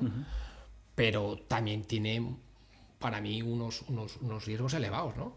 Entonces, el tema de las criptodivisas, hoy por hoy, las que conocemos, que es el Bitcoin, pues obviamente son criptomonedas que no están reguladas, que no están supervisadas, que eso igual es bueno, pero no sabemos si eso el día de mañana va a seguir siendo bueno. O sea, ahora estamos viendo cómo muchos países, sobre todo la Unión Europea, quiere también tener su divisa digital. Sí, todos. China, ¿vale? España, Europa está también con ellos. Entonces, invertir como inversión en activos digitales, tú decías en monedas digitales o en criptomonedas, o en el Bitcoin, como inversión a alguien que no está formado, pues me parece es tirar un euro al aire. Yo te digo, la tecnología creo que es muy buena y creo que va a servir para otros aspectos. Sí. Pero al final es un activo muy volátil. Por ejemplo, es que antes de ayer te cayó un 10% en un día y hoy te vuelve a subir un 6%, un 7%. Es verdad que hace nada estaba en 20.000 y de $20.000 ha pasado a 100.000. Pero es que antes de estar en 20.000 estaba en 60.000. Y de 60.000 pasó a 20.000. Entonces es una volatilidad, como te decía, 7 no. O sea, 10. Porque al final no estás invirtiendo en algo que produzca algo. Estás invirtiendo en algo que tú crees que mañana un tío te lo va a comprar por un precio superior. Sí. O porque se crees, basa en eso. o porque crees que más gente la va a utilizar el día de mañana. Sí. Pero imagínate que sea una nueva tecnología que es la hostia y que te suplanta esta que tienes aquí. Pues igual esto te vuelve a valer cero, no lo sé. Entonces, pero no es un activo. Tú cuando compras una empresa, sabes que es una empresa que está produciendo un bien, que está produciendo un servicio, que está produciendo una mejora tecnológica. Que le irá mejor, le irá peor en función pero tiene números. Tiene y tienes unos ingresos, tienes unos gastos y al final el que ha estudiado, pues dices, joder, tengo unos fundamentos para saber si invierto o no invierto. Aquí no lo sé. El Bitcoin, que fue la primera, digamos, criptodivisa, ¿no? O criptomoneda que salió en el 2009, no se sabe quién la hizo. Se supone que es un tío que se llama Satoshi Nakamoto en el 2009, que no se sabe si es una persona, si es un grupo de personas, no se sabe lo que es. Es coño, o sea, esto lo ha inventado alguien que no sabemos lo que es. Por lo tanto, detrás no sabemos quién está dirigiendo. Sí, dicen, pues una red de ordenadores, de computadoras, de tal, que esto es lo que lleva. Es un tío que se supone que dicen que es de las 20 personas más ricas del mundo y no saben quién es. O sea, a mí hay algo que me chirría. Dices, oye, ¿cómo puede haber esta opacidad cuando si yo, para abrir una cuenta a un cliente que va a ingresar 1 millón de euros, me piden hasta lo que cenó anoche? Sí, totalmente. O sea, el tema del lavado de dinero está en el día a día y en los bancos de una manera brutal. Entonces, y esto no tiene rastreo. Es decir, tú compras bitcoins en Abu Dhabi y luego los llevas a Singapur y luego no sé qué y no hay rastreo y... O sea, Yo creo que eso mucha gente lo ve como una cosa positiva, más que negativa. ¿No? Al final, sí, claro, pero entonces... ¿por qué se vendería el FTP ese del gatito tan famoso con el arco iris por no sé cuántos millones que le soplaron? Me imagino que tendrá un significado, porque eso va a leer. Ya, pero si tú me preguntas a mí, yo hoy por hoy, igual por desconocimiento, que seguramente, pues, o sea, no le recomendaría a alguien que empieza a ahorrar.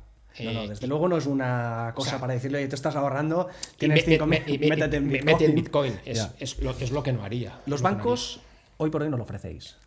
Los bancos en España no se ofrecen, están empezando a hacerlos en el extranjero. De hecho, en Estados Unidos han salido ya ETFs ligados a carteras de Bitcoin.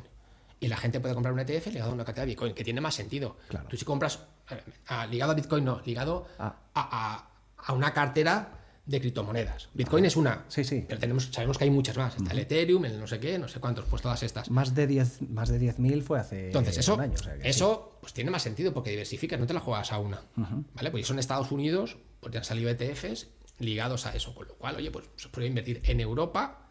Todavía de momento no, y en España tampoco. Pero es algo que va a llegar, o sea, creo que el mercado al final está forzando a que un banco, porque a un banco le interesa ofrecer ese servicio hoy por hoy.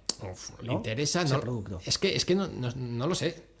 No lo sé, porque ¿cómo controlas tú el origen de los fondos? Te lo voy a plantear la pregunta de otra manera. ¿La gente os demanda eso? La gente no nos demanda. Sí que es verdad que hay algunos que dicen que han hecho, oye, pues he comprado 5.000 o tengo 10.000 euros, tengo 15.000 o tengo 20.000 porque la han comprado en plataforma, y ahí los tengo y a ver qué pasa y no sé qué. Sí. Pero el inversor, digamos, de banca privada, demandar, yo quiero tener en mi cartera criptodivisas, pues de momento no. Y yo es que tampoco sabría decirles si pudiera, por qué tiene que tenerlos en cartera. Yeah.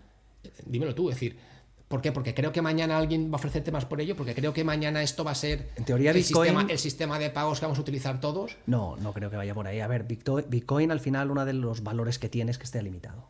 O sea, la cantidad es limitada, de 21 millones de Bitcoin y no van a haber nunca más. Entonces, cuando algo es limitado... pero ya se han emitido 19 millones. Sí, queda un halving, que creo que será... Bueno, el último fue este año. Este año. Son cada 4 años. Y de hecho, cada 4 años tiene una subida, tiene una caída muy pronunciada, como la que ha tenido ahora recientemente, pero luego vuelve a crecer. Y si miramos el histórico de los últimos, desde que salió Bitcoin hasta hoy, pasa... Bueno, lo de las tecnológicas se queda en algo... Sí. Ridículo. Tenemos años que ha habido más de un 1000% de crecimiento. Claro, al estar limitado, al ser un objeto de deseo, no sé hasta qué punto... Pero puede ser un objeto de deseo y no serlo mañana. Que no, está claro. Entonces, demanda... No tienes muchos clientes que te digan, oye... No tienen, porque al final cuando tienes un cliente que tiene un patrimonio ya hecho y alto, o sea, teóricamente ya son ricos, ya tienen dinero. O sea, lo que tienes que hacer es preservar su dinero, cubrir la inflación, cubrirle impuestos, y la gente no te pide... O sea, te pide más o menos el que es más agresivo y te da un mandato para que tú le gestiones con mucha agresividad, es que te llegue por lo menos a los índices de renta variable. Pero no te exige ganar un 40 o un 50% una persona que tiene 5 millones de euros. No, claro. No, a ver, yo creo que más la gente lo hace por un poquito entrar en ese mundillo, sí, en esa por probar. Y que, bueno, y que puede tener mucho beneficio, mucho beneficio, si la cosa sigue como ha ido hasta ahora. Sí, el mismo beneficio que ha tenido en los últimos 2 años, pues lo había podido tener en Apple o en Microsoft o en Nvidia los últimos 4. Sí, sin duda. Es decir, que al final dices, comparas, ¿está porque está de moda? Sí. Hombre, o sea, si tú hubieras comprado Microsoft hace 4 años a 100 y está a 400, has multiplicado por 4. Apple estaba a 50, está a 230, has multiplicado por más de 4. Nvidia estaba a 30, vale hoy 140 o 130, pues has multiplicado. Entonces, a la hora de invertir, joder, que sí, que esto está de moda, que tal, que todos tenemos que tener criptodivisas, que yo creo que la mitad de las que invierten incluso no tienen idea de lo que están haciendo. Claro, sin duda. Mira, yo no tengo ni idea. Pero es como jugarte ahí 3.000 euros, poner ahí 3.000 euros o 4.000. Yo recuerdo, empecé a hacer... Yo recuerdo cuando nació Bitcoin y recuerdo querer Bitcoin. Entonces valía 1 euro.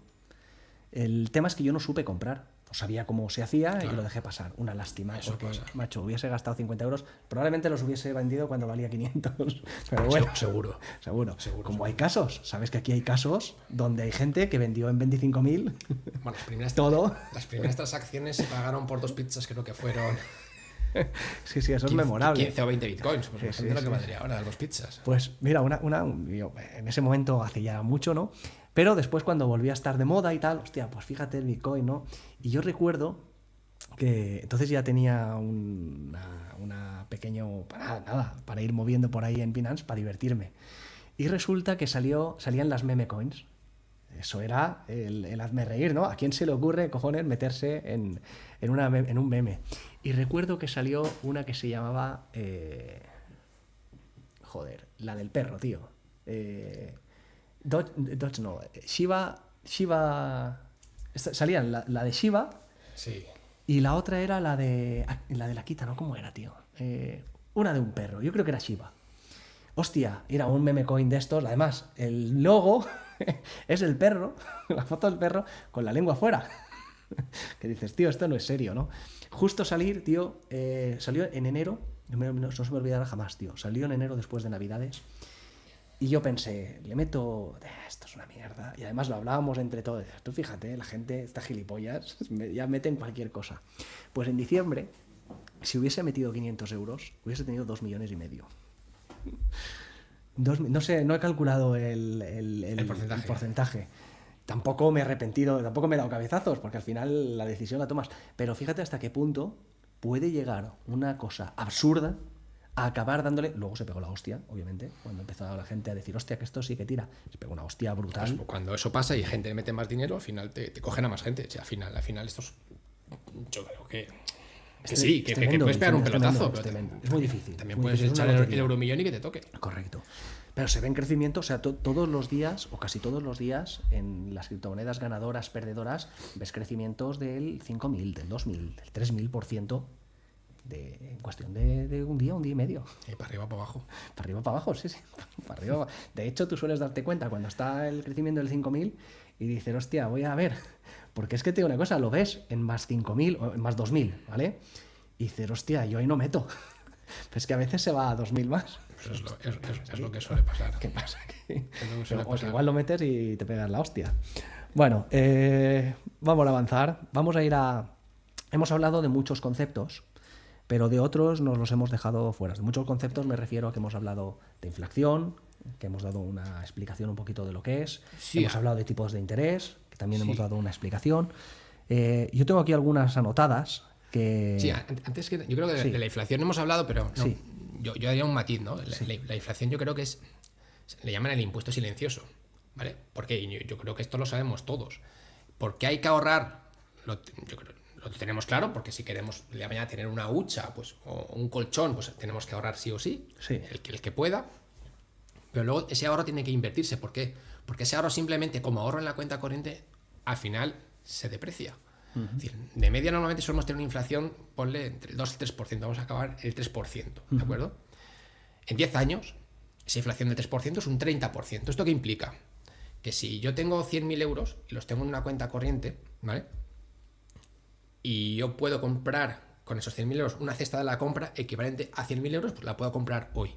Con esa inflación dentro de 3 años, con esos 100.000 euros, la cesta de la compra que yo quiero comprar va a valer 130.000. Es decir, que con mis 100.000 euros no lo voy a poder comprar. Es decir, el dinero se devalúa en la cuenta corriente. Esto no pasa, es decir, a nivel, digamos, mucho más amplio en tiempo. Cuando tú hace 50 años, con 2 millones o 3 millones de pesetas, te podías comprar una casa. Claro. Ahora, con 18.000 euros no te compras nada. No. Entonces, al final, ese dinero que nosotros ahorramos y lo dejamos en la cuenta simplemente, por el efecto de la inflación, va perdiendo valor. Ojo, y la inflación no es mala, la inflación es buena. Y tiene que haber inflación controlada. Sí. Porque el contrario de la inflación es la deflación, es que los precios bajen. Correcto. Y eso es malo, porque si los precios dentro de 6 meses o dentro de un año tú piensas que van a bajar, no consumes, te esperas. La inflación tiene que estar, pero tienen que estar niveles de 1,5, 2, 2,5 son niveles de inflación razonables y buenos para que una economía funcione. Pero para eso, tus ahorros... Tienen que crecer junto con la inflación por lo menos. Por lo menos. Por lo menos. Sí. Por lo menos. Y habrá momentos en los que tú puedas invertir de manera más segura tipos de interés del 2 o el 3%, y habrá momentos en los que no, y tienes que asumir algo más de riesgo, depende de lo que tú quieras, ¿no? Claro, claro. Bueno, pues ese matiz creo que es importantísimo, ese valor Para que que sepan un tiene poco, el dinero la inflación obviamente es... afecta y muchísimo además. Prima de riesgo. ¿Eso qué cojones es? ¿Por qué es relevante? ¿Y cómo influye en la economía de un país? A ver, la prima de riesgo, para que te hagas una idea, yo creo que antes he mencionado algo, porque fue cuando, sobre todo en el año 2012, 2013, las primas de riesgo de los países periféricos, pues sobre todo Grecia, Portugal, España, Italia, pues subieron la prima de riesgo simplemente, o sea, cuando tú quieres, digamos, los estados, para financiarse, emiten bonos, emiten deuda, los estados y las empresas privadas, ¿vale? Que es lo que teóricamente llamas la renta fija. La renta fija es comprar bonos o deuda de empresas públicas o privadas. Que eso tiene una rentabilidad establecida Una durante letra un del periodo tesoro. de tiempo. Una letra del tesoro. Una letra del tesoro, tú vas ahora... O sea, salió este año, salía como la gente hacía colas en el Banco de España para invertir en letras del tesoro al 3% a un año. ¿Vale? Bueno, pues los tipos de interés han subido, los bancos no pagaban por los depósitos, pues tú ibas ahí y comprabas a 12 meses, pues 10.000 euros, pues 300. Una letra del tesoro, 100.000 euros, pues 3.000. ¿Vale? Entonces, ¿qué estás comprando con una letra del tesoro? Estás comprando deuda del Estado. Entonces, cuando compras deuda a corto plazo, hasta 18 meses son letras, hasta 5 años, de 18 meses, más o menos año y medio a 5 años son bonos, y más de 5 años son obligaciones, va por el tiempo. Tú puedes comprar un bono del Estado a 10 años o a 15 años. Y si lo has comprado al 4%, pues va a tener esos 10 o 15 años, el 4% todos los años. Pase lo que pase, y sea como sea, y ocurra lo que si ocurra. Si no te hace una quita, el Estado. Si no te hace una quita, Si no te hace una quita, pero en principio es lo más seguro, Sí. ¿vale? Entonces, ¿qué es la prima de riesgo? Tú cuando tienes un tipo de... Normalmente las primas de riesgo tú vas a comparar siempre con el país, digamos, más seguro, y en Europa es Alemania. ¿Vale? En euros, el país más seguro es Alemania. Entonces, si Alemania, por ejemplo, se financia, o para decirlo de alguna manera, emite una letra al 2% a un año, lo normal es que si España va a querer financiar esa misma letra, pague más que Alemania. ¿Por qué? Porque eres un país, digamos, menos solvente. Lo más solvente es Alemania. Tú serás muy solvente, pero un poquito menos. Entonces, para que a ti te compren, si emites al mismo precio que Alemania, no te va a comprar nada de ti, te va a comprar Alemania. Claro. Que tiene mejores números, o tenía mejores números. Entonces, ¿qué lo vas a hacer tú? Pagar un poquito más. Entonces, por el mismo bono, por la misma letra que ha emitido Alemania al 2%, tú imagínate, la emites al 3%. Entonces, ¿qué significa eso? Que tu prima de riesgo es 100 puntos básicos, un 1%, o 100, 1%, ¿de acuerdo? Entonces, eso es la prima de riesgo. Es lo que cada país paga además con respecto al país más seguro por financiarse, por emitir deuda. Eso es la prima de riesgo. ¿Qué es lo que pasó en el año 12? Se hablaba mucho de ella. Joder, ahí no sabíamos nadie quién era la prima de riesgo. Todo el mundo preguntándoselo. Y ahí se descubrió, y entonces, claro, hay países periféricos, estando los tipos de interés al 2 y poquito, habían países que para financiarse tenían que pagar 6 y 7. ¿Por qué? Porque estábamos hechos unos zorros. Por eso se hablaba Las cuentas estaban mal. Es decir, es que esto fue cuando el tema de las hipotecas, que aquí se daba dinero para comprarte la hipoteca, te metían todo, el 120% y mete tal. Pues es lo que pasó, ¿no? Entonces, claro, los países periféricos estaban fastidiados y para financiarse tenían que pagar mucho más que los países solventes. Y eso era la prima de riesgo. Entonces, pero el que fue capaz decir, oye, no, es que a España al final no le va a pasar nada, no se va a salir del euro y no va a quebrar o no va a hacer un impago, pues me compro un bono. Y me compro un bono a 10 años, a 15 años o a 20 años y me va a pagar un 6%. Pues ha tenido ese 6% todos estos últimos, pues 10 años, mientras que el resto pues ha tenido tipos del 0, que es donde han ido los tipos durante esta década. Muy bien. Eso es la prima de riesgo, es pagar más con respecto, digamos, al activo libre de riesgo, que en este caso es Alemania. Muy interesante. Y una cosa que ya sabemos más. Eso es la prima de riesgo. Deuda pública, que también la has comentado, lo que debe un país. Deuda pública es lo que el país tiene de deuda. Al igual que las familias tenemos deuda, pues en los estados, pues... Bien, aquí en España hemos batido récords hace poco, 2 veces consecutivas, nunca lo hemos tenido tanto. Luego tengo una pregunta para ti en el test, la comentaremos. Pero España no es el país con más deuda ni de cerca. Creo que países incluso como Estados Unidos, tiene más Japón, deuda sobre PIB. Tienen muchísima más deuda. ¿Por qué se vende como algo tan negativo? Si luego hay tantos países, es por el hecho de lo que son capaces. Es decir, al final, el que una persona, si lo simplificamos en persona, el que una persona tenga mucho capital puede acumular una deuda más grande y no tiene problema. Claro, y que seas capaz de pagarla. Que seas capaz de pagarla. Si tienes una economía que funciona mejor, Sí. pues puedes tener más deuda. Esto es como todo, no sé, si tú al final, no sé, tú eres tu familia y en tu casa entran 4.000 euros Sí. y yo, mi familia, entran 6.000, pues puedo tener más deuda que tú. Claro. Porque igual voy a ser capaz de pagarla mejor que tú. Claro, o sea, eso es lo que pasa cuando se dice, oye, que es que otro país tiene mucha más deuda que España. Bueno, también es verdad O sea, que... lo suyo no sería tener tanta deuda, que ningún país tuviera Sí, tanta deuda, ¿no? sí. De hecho, en Europa, cuando se constituyó la Unión Europea, Sí. los criterios de convergencia para entrar en la Unión Europea, entre otros, era no tener más de un 60% de deuda sobre ¿Un 60%? Sí, sobre PIB Vale. y no superar el 3% de déficit. Ajá. Los niveles de deuda sobre PIB ahora, o sea, el único que está sobre el 70 creo que es Alemania, Fíjate. pero España, Francia, Italia pues están a niveles de 110, 120, 130, y Japón pues, todavía mucho más. Entonces, bueno, la deuda es uno de los mayores riesgos que hay ahora mismo, porque se ha hecho una bola muy grande que se tiene que ir pagando. Entonces... Porque además decimos la deuda de España, pero la deuda no, no es de España, la deuda es de los españoles. ¿Quién paga esto? No hay más. O sea, que es muy fácil decir, no, España tiene como que no va conmigo. A ver, ¿quién ¿Sabes? paga La eso? deuda. Es decir, tú cuando el Estado emite una letra, tú la compras Sí. y a ti te remunera. Sí. Pero esa remuneración que la paga el Estado, El el Estado- Estado somos todos. Entonces, al final, esto es como bueno tú, por lo menos, compensarte un poco lo que estás pagando. Pero te quedas igual. Qué bueno esto, O tío. menos, pero eso es un poco el tema de la deuda, sí. Bueno, tenemos aquí la subida de tipos, que sí que le hemos hablado más. La inflación y la deflación, que también hemos hablado de ella. El PIB, que bueno, yo creo que el PIB sí que está bien que lo expliques también, un poquito Bueno, para la gente que no lo sepa. A ver, el PIB al final es una manera que tienen los países de medir lo que producen. O sea, la definición es lo que producen los productos y servicios que produces dentro de tus fronteras. O sea, aunque tengas empresas que produzcan fuera, eso no lo cuentas. Lo que se Cuentas produce dentro de las dentro. fronteras es lo que produces, ¿no? Y es una manera de contabilizar y compararte con otros países para ver si vas mejor o peor, ¿no? Se dice que tú entras en un periodo de, digamos, de crisis económica, no, de decrecimiento cuando durante 2 trimestres consecutivos tienes PIBs negativos. De eso se dice que tienes una recesión económica, ¿no? Vale.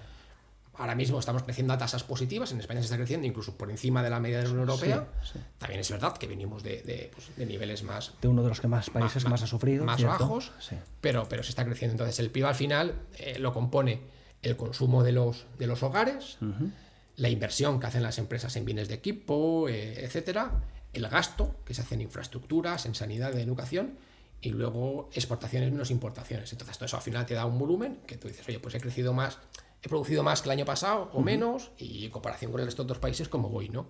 Y es un término para ver si creces o decreces. Todos estos índices, Vicente, son muy habituales, se escuchan en la tele, se suele hablar de ellos. ¿Hay algún índice que tú consideres que sea importante y del que no se suele hablar? Así a bote pronto.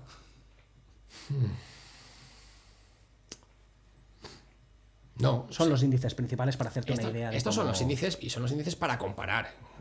Que luego son verdad o no son verdad, porque incluyen lo que quieren incluir. Claro. Lo de las Es como- estadísticas ya sabes cómo es. A ver, es como la inflación. Me dices, sí, una inflación del 2%, 3%. Sí.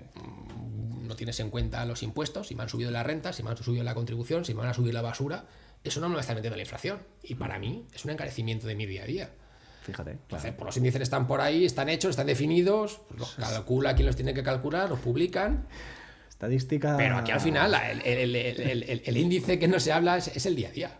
O sea, y tú ves el día a día si la gente está mejor o peor que hace 4 o 5 años. Y si tu sueldo ha subido, y si no ha subido, y si tu cesta de la compra se ha mantenido, se ha encarecido. El trabajo que hay, si hay mucho empleo, si hay movimientos. si hay Exactamente, cosas. y eso es lo Eso que. Ese es el día a día lo que tienes que ver. Una pregunta, creo que es súper interesante. Me la he notado porque me ha venido luego. Porque todos estos índices al final nos van llevando a muchos sitios. Pero hubo un evento que ha marcado España, donde mucha gente ha hablado de ello, y es el rescate a los bancos. ¿Lo recuerdas? Ah, claro, lo recuerdo. Eso es algo... ¿Eso se puede considerar positivo, negativo? ¿Era necesario? ¿Era innecesario? ¿Estaba bien hecho? ¿No estaba bien hecho? ¿O ese es un tema...? No, no es un tema, es un tema que hay que hablar. A ver, más que a los bancos fueron las cajas. Las cajas, sí, cierto. O sea, Las cajas de ahorro. bancos como tal, solamente ha habido una quiebra que fue Banco Popular. que al final, pues teóricamente se le regaló a Banco Santander por 1 euro. Pero el tema de salvarlas o no salvarlas, pues hombre, ha costado mucho dinero. Yo creo que en ese dinero se ha recuperado, pero igual sí que había que hacerlo. Es decir, al final es verdad que donde entran los políticos, pues no suele funcionar bien. Que es lo que pasaba en las cajas de ahorros. Estaban mal porque estaban politizadas. Totalmente. Pero ¿qué hacer? Las dejas quebrar y toda la gente que tiene el dinero dentro, ¿qué pasa con ella? Entonces, yo creo que reactivar todo eso hubiera costado a lo mejor más dinero que haberla salvado. Aquí lo que tiene que haber, obviamente, y alguien se tiene que echar el mea culpa, es, oye, porque esto no estuvo bien regulado, porque esto no estaba bien supervisado, porque al final dices, todo está súper regulado, no lo controlan, y luego cuando pasa algo dices, ¿pero quién estaba mirando esto? No lo estaba mirando nadie. Sí, porque responsable directo no ha aparecido así muchos, ¿no? Responsables aquí. Aquí nadie es responsable ni aquí nadie dimite. No, que vamos a hablar ahora. Pero... Tú sabes que siempre le puedes echar la culpa a otro. Claro, al de enfrente. No hay más. Al de enfrente. Pero claro, bueno, sí, a ver, es una cosa que vino y al final es verdad que nos hemos quedado con un oligopolio, por así decirlo, del sistema bancario en España. Al final pues quedan 7, 8 entidades financieras de las que habían, de hecho, que habían 40, 50, no sé las que habían muchísimas. Y sí, al final es que yo creo que todo cuando se gestiona este tipo de negocios, es verdad que tiene que haber una regulación, pero tiene que estar en manos privadas. Manos privadas. Totalmente, estoy totalmente de acuerdo contigo. Bueno, antes de entrar en la encuesta que te voy a hacer, en ese pequeño juego, un poquito por ir cerrando con algo, con 3 palabras, con 2 frases, como consejo más para las familias más habituales o para quien tú quieras, un último consejo, un último... Bueno, sí, yo antes de entrar en un consejo que yo, para la hora de invertir, es un poco material. Yo creo que hemos hablado de muchas cosas, pero sobre todo un poco especificar, ¿no? Es decir, al final hemos hablado de que hay que invertir, de que se pueden conseguir rentabilidades, de que hay que ir ligado. O sea, cuando alguien está dispuesto, ya se ha mentalizado en que quiere hacerlo y que tiene un método y que va a continuar haciéndolo, o sea, a la hora de invertir hemos dicho que hay muchas cosas, hay muchos instrumentos, ¿vale? Nosotros hemos hablado de los fondos de inversión, de los indexados, o sea, sobre todo, cuando uno quiere invertir en un fondo de inversión, la ventaja que tiene con respecto a invertir acciones es que un fondo de inversión es una carcasa, ¿vale? Mucha gente igual no sabe lo que es un fondo de inversión. Claro. Sabe lo que es una acción, es comprarte una acción pues, de Apple o de Microsoft o de una parte o de Iberdrola, de una empresa. ¿De acuerdo? Entras en el capital, ¿no? Sí. Ahí tú puedes entrar y eso es, digamos, renta variable. Y la renta fija es que no entras en el capital, sino que entras siendo acreedor, compras deuda. Es como comprar deuda del Estado o comprar un bono de Iberdrola o de Telefónica. ¿Vale? Un bono, digamos, para la gente que es más conservadora, es, digamos, el formato que tienen para invertir. Compro renta fija o compro en activos. Porque no implica casi riesgo, ¿no? A ver, depende. Por eso hay que matizar un poco a la hora de querer invertir. Sí. Si uno no quiere comprar acciones que tienen mucha más volatilidad, a largo plazo va a tener más rentabilidad, pero tiene más volatilidad, pues invertir en renta fija. En renta fija están pues, un depósito, se puede considerar renta fija, o bonos.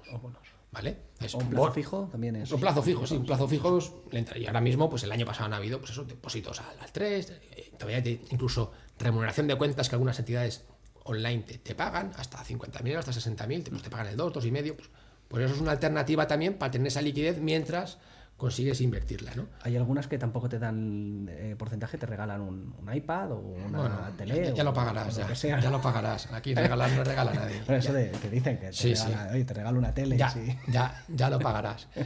Pero al final es eso, o sea, hay muchos mecanismos para invertir y al final la gente que tiene posibilidades, pues inviertes en fondos de renta variable, fondos de renta fija, inviertes en inversiones de activos reales, es decir, cosas que no cotizan. O sea, puedes invertir en un abanico muy, muy amplio, ¿no? El mensaje para aquel que quiere empezar a tener simplemente es vía fondo de inversión, porque a nivel de persona física, ¿vale? Si tú compras, lo que decíamos antes, si tú compras una acción e inviertes 10.000 y vendes por 12.000, esos 2.000 vas a tener que luego declararlos en la renta el año siguiente. Claro. En un fondo de inversión, si tú inviertes 10.000 y el año que viene tienes 12.000, esos 2.000 no los pagas. Anda. Es decir, es una plusvalía latente que si no la ejecutas, si no reembolsas a la cuenta corriente, correcto, pues no pagas. ¿Vale? ¿Qué pasa si tú en estos ejemplos que habíamos dicho que has hecho una inversión de 60.000 y acabas teniendo 250.000 cuando tienes 60 años? No tienes pagas que... esas plusvalías. Sí. Y las vas a pagar si tú vendes la inversión porque la necesitas. Pero si no la vendes y la heredan tus hijos, Sí. esas plusvalías latentes tampoco se pagan. Eso es lo que se llama la plusvalía del muerto.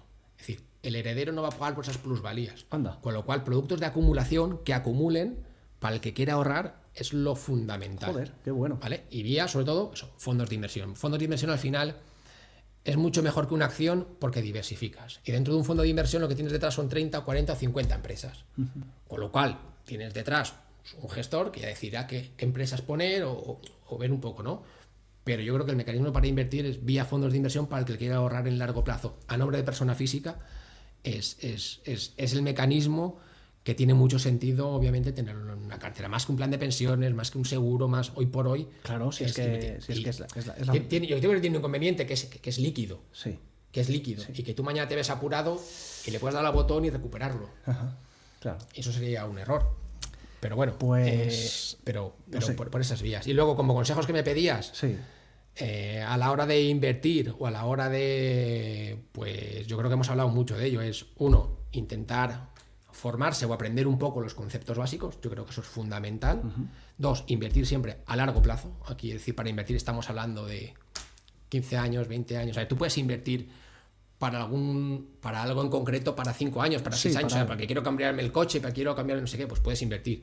Pero aquí estamos en términos generales hablando para hacer una hucha para el futuro, invertir largo plazo, ¿vale? Y luego respetar siempre el método, es decir, no cambiar. Que ya lo que pase, tú todos los meses tienes que poner. Eso es un poco los consejos que yo daría. Muy bien, pues ahí los dejamos. Formación, largo plazo y ser fiel al método. Eso es. Yo voy a empezar, ojalá hubiese hecho esta entrevista hace 20 años. Hace 20 años, ¿eh? Pero bueno, voy a empezar ahora y espero a la edad de Warren Buffett, pues igual te llamo. Hacemos algo. Hasta que tenga yo esto. Bueno, vamos a hacerte un test. Y me van a pillar, ¿eh? A ver, no creo. A ver lo que me sacas. No creo. Ay, por ahí un popurrí, ¿eh? La verdad es que se lo he dicho a ChatGPT. Le he dicho, hazme un test de puta madre para Vicente.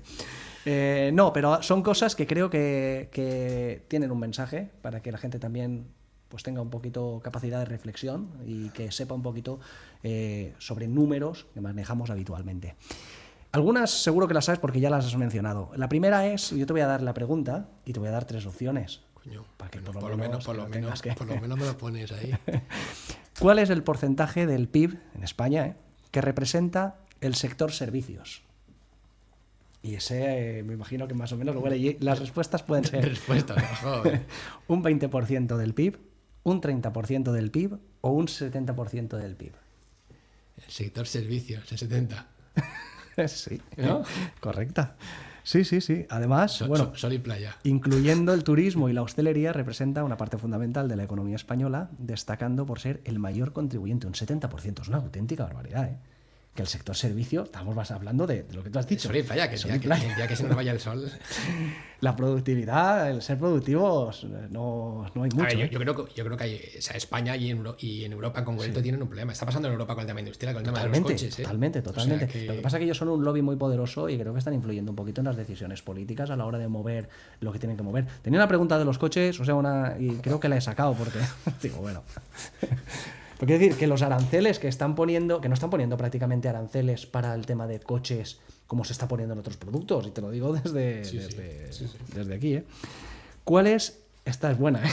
Joder, vas a ver aquí un aprieto. ¿Cuál es el valor estimado de la economía sumergida en España?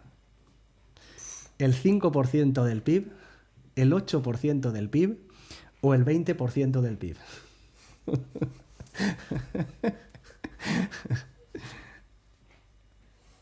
Ahí me iría yo al 8. ¿Al 8?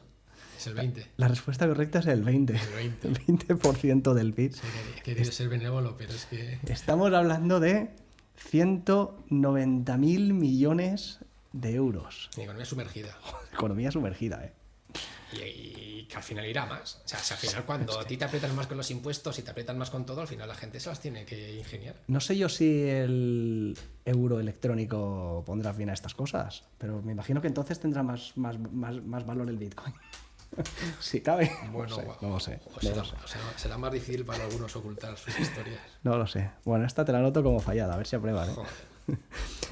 ¿Cuál es el porcentaje del PIB que representa la deuda pública en España en 2023?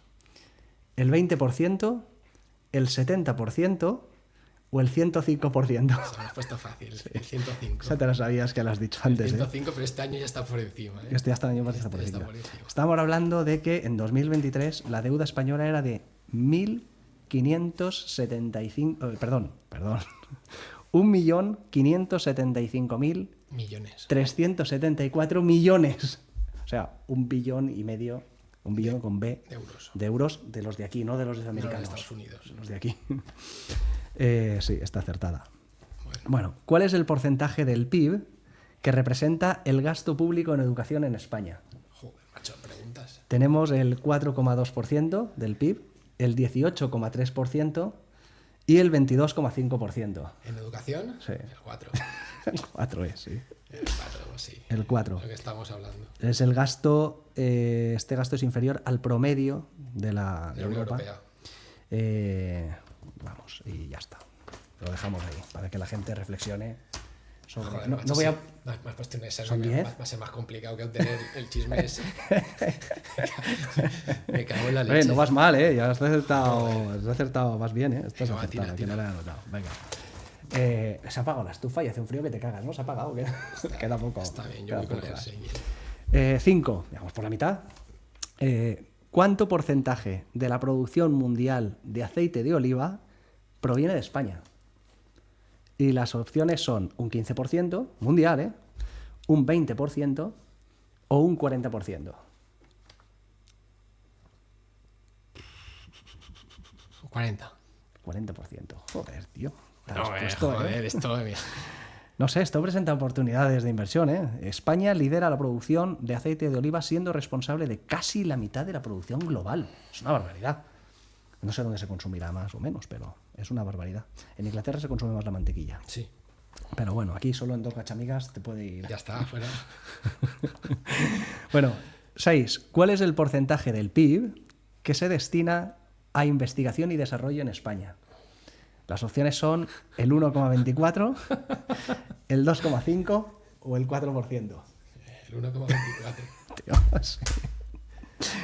Sí, España destina menos del promedio de la Unión Europea, pero menos bastante, en investigación y desarrollo, lo que afecta a su competitividad, innovación y desarrollo tecnológico. Creo que es una de las patas de cualquier economía o de cualquier país que pretenda crecer. Así que desde aquí una crítica a esa demanda de mayor inversión, sobre todo en educación, en tecnología, y no voy a hablar de sanidad. Exacto. Número 7. ¿Cuál es la tasa de riesgo de pobreza o de exclusión social en España en 2023?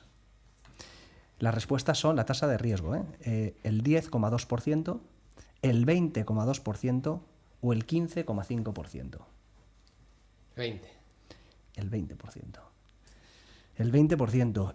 Este indicador refleja la proporción de personas en riesgo de pobreza, privación de material severa o baja intensidad laboral, lo que supone un desafío para las políticas de inclusión. Estamos hablando de que un 20% de la población es una barbaridad. Es una barbaridad. Es una barbaridad. Es una barbaridad. O sea, Esto podríamos hablar, creo que nos lo hemos dejado antes, del índice Gini, que creo que es algo así, ¿no? Mide, lo tengo por aquí. Mide la desigualdad en la distribución de los ingresos, donde 0 indica perfecta y 100 máxima. España tiene un nivel medio alto en comparación con otros países, representa el 33%. una barbaridad. Es una locura esto, ¿eh? Sí, y el problema yo creo que es que va... ¿Que va más? Que va más. Es que estos datos yo creo que invitan, por eso te he dicho que invitaban un poquito a la reflexión. Hostia, te vas a sacar una notaza, tío. Qué buena hostia. Pregunta 8. ¿Cuál es el porcentaje? Si hubiera yo que me ibas a examinar no me venía bien. Me cago en la leche. Que esto ha sido sorpresa, aquí no hay trampa ni cartón. ¿Cuál es el porcentaje de hogares en España que tienen dificultades para llegar a fin de mes?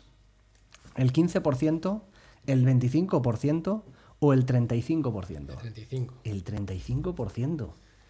El 35%. O sea, cuando salgas a la calle, 3 de cada 10 personas, casi 4. Por eso decíamos que si al final dices que sí, que fomentar el ahorro, hay que tener educación en el ahorro, pero por desgracia hay mucha gente que no puede ahorrar. No llega a fin de mes. Claro. Entonces, pero yo creo que esa falta de educación financiera es fundamental para también decir, hostia, saber administrarse. Porque yo te digo una cosa, Y yo soy muy malo administrándome. De hecho, quería hablar contigo, quería hacer esta entrevista para ver si pongo mi mujer, bueno, si no fuese por mi mujer, si yo ganara 100.000 euros, gastaría 100.000 euros al mes, estaría igual de apurado. O sea, la cantidad de dinero que ingresa un hogar no significa que tenga comodidad o que esté o que llegue a fin de mes. Es que te pasas con tus posibilidades. Eso es. Pues al final, y eso es muy habitual. Ganes 1.000, ganes 5.000 o ganes lo que ganes. Muchas veces cuanto más ganas, más tienes, más más gastas. pagas y siempre vas... Y si luego vienen mal dadas, pues te pilla a pie cambiado. Sí. Pregunta número 9. ¿Cuál es el valor de las pérdidas registradas por correos en el año 2023? Tú vienes aquí a pegarme, macho. 70.000 millones de euros, 120.000 millones de euros o 200.000 millones de euros. Pues aquí no tengo ni idea. ¿Qué correo? Sé que pierde pasta, la pierde. Lo que pierde no lo sé, pero te voy a decir la 120.000. 120.000, joder, tío. Aquí a sacar una notaza, tío. Correos, como empresa pública, registró pérdidas de 120 millones de euros en 2023, marcando su cuarto año consecutivo debido a números rojos. Correos, que además es una empresa que yo creo que desde que se vino la revolución, ¿no?, de la venta online, creo que son las empresas una de las que más han crecido, las de servicios de mensajería y todo eso. Pero bueno. Y la pregunta número 10, esta tienes que saberla, por cojones, esta es la única que había puesto para que acertaras. ¿Cuál fue el beneficio neto registrado por el Banco Santander, la empresa más rentable del IBEX 35, lo has dicho tú antes? Más rentable no, que más dinero gana. Más dinero gana, en 2023. Dime. Y las respuestas son 4.130 millones de euros, Ganó más. 6.420 millones de euros 8.000. o 9.600 millones de euros. Los 9.000. Sí. Los 9.000 porque este año va a batir previsiones, ya ha ganado casi 10.000 en los 3 primeros trimestres. Joder. Le queda el último, con lo cual igual se va a 12.000 o 13.000 millones. Hostia, de beneficio. No está mal, ¿eh? No está mal. No está mal, tío. No está mal. No está mal. Pues nada, tienes un 9, tío. Coño, ¿tú qué te crees? Esto está de puta madre, che. ¿Tú qué te crees? Tengo, antes de empezar con la despedida, sí. Espérate que me lo he dejado allí, pero tengo una cosa para ti. Como digo, tengo un obsequio para ti, Vicente. Otra sorpresa. Que esto es de uno de los compañeros nuestros. Esto es de Más que Ropa, aquí en Monobar, donde puedes encontrar todo tipo de artículos personalizados, desde pues, camisetas, equipajes de fútbol, tazas de desayuno, delantales, cualquier cosa que se te pase por la cabeza. Y además, también hacen marroquinería, hacen bolsos, hacen un poquito de todo. Así que este es el detalle que tiene el patrocinador hasta ahora de Monobar Wild para los invitados. Muchísimas gracias, hombre. Nada, hombre, faltaría más. Gracias a ti, Vicente, por venir. Yo creo que es de los podcasts que he grabado más instructivos y más útiles, porque al final he traído gente que habla de ciencia, habla de biología, pero a veces está un poquito alejado de la realidad. Pero es que este podcast es muy cercano a la gente que día a día pues vive, ¿no?, el problema de... Sí, yo creo que al final, si esto sirve para que por lo menos alguien pues se conciencie, o alguien que ya está concienciado, que le ayude un poco a cómo tiene que instrumentar esos ahorros o qué es lo que tiene que hacer, pues oye, pues genial, ¿no? Porque yo creo que al final el tener esa independencia económica en el medio y largo plazo, el tener, yo lo digo siempre, la jubilación, no sabemos cómo nos vamos a encontrar dentro de 30, 40 años, cómo va a estar la situación económica. Yo creo que hacernos huchas, ya que no nos hacen huchas obligatorias, hacernos huchas nosotros sí.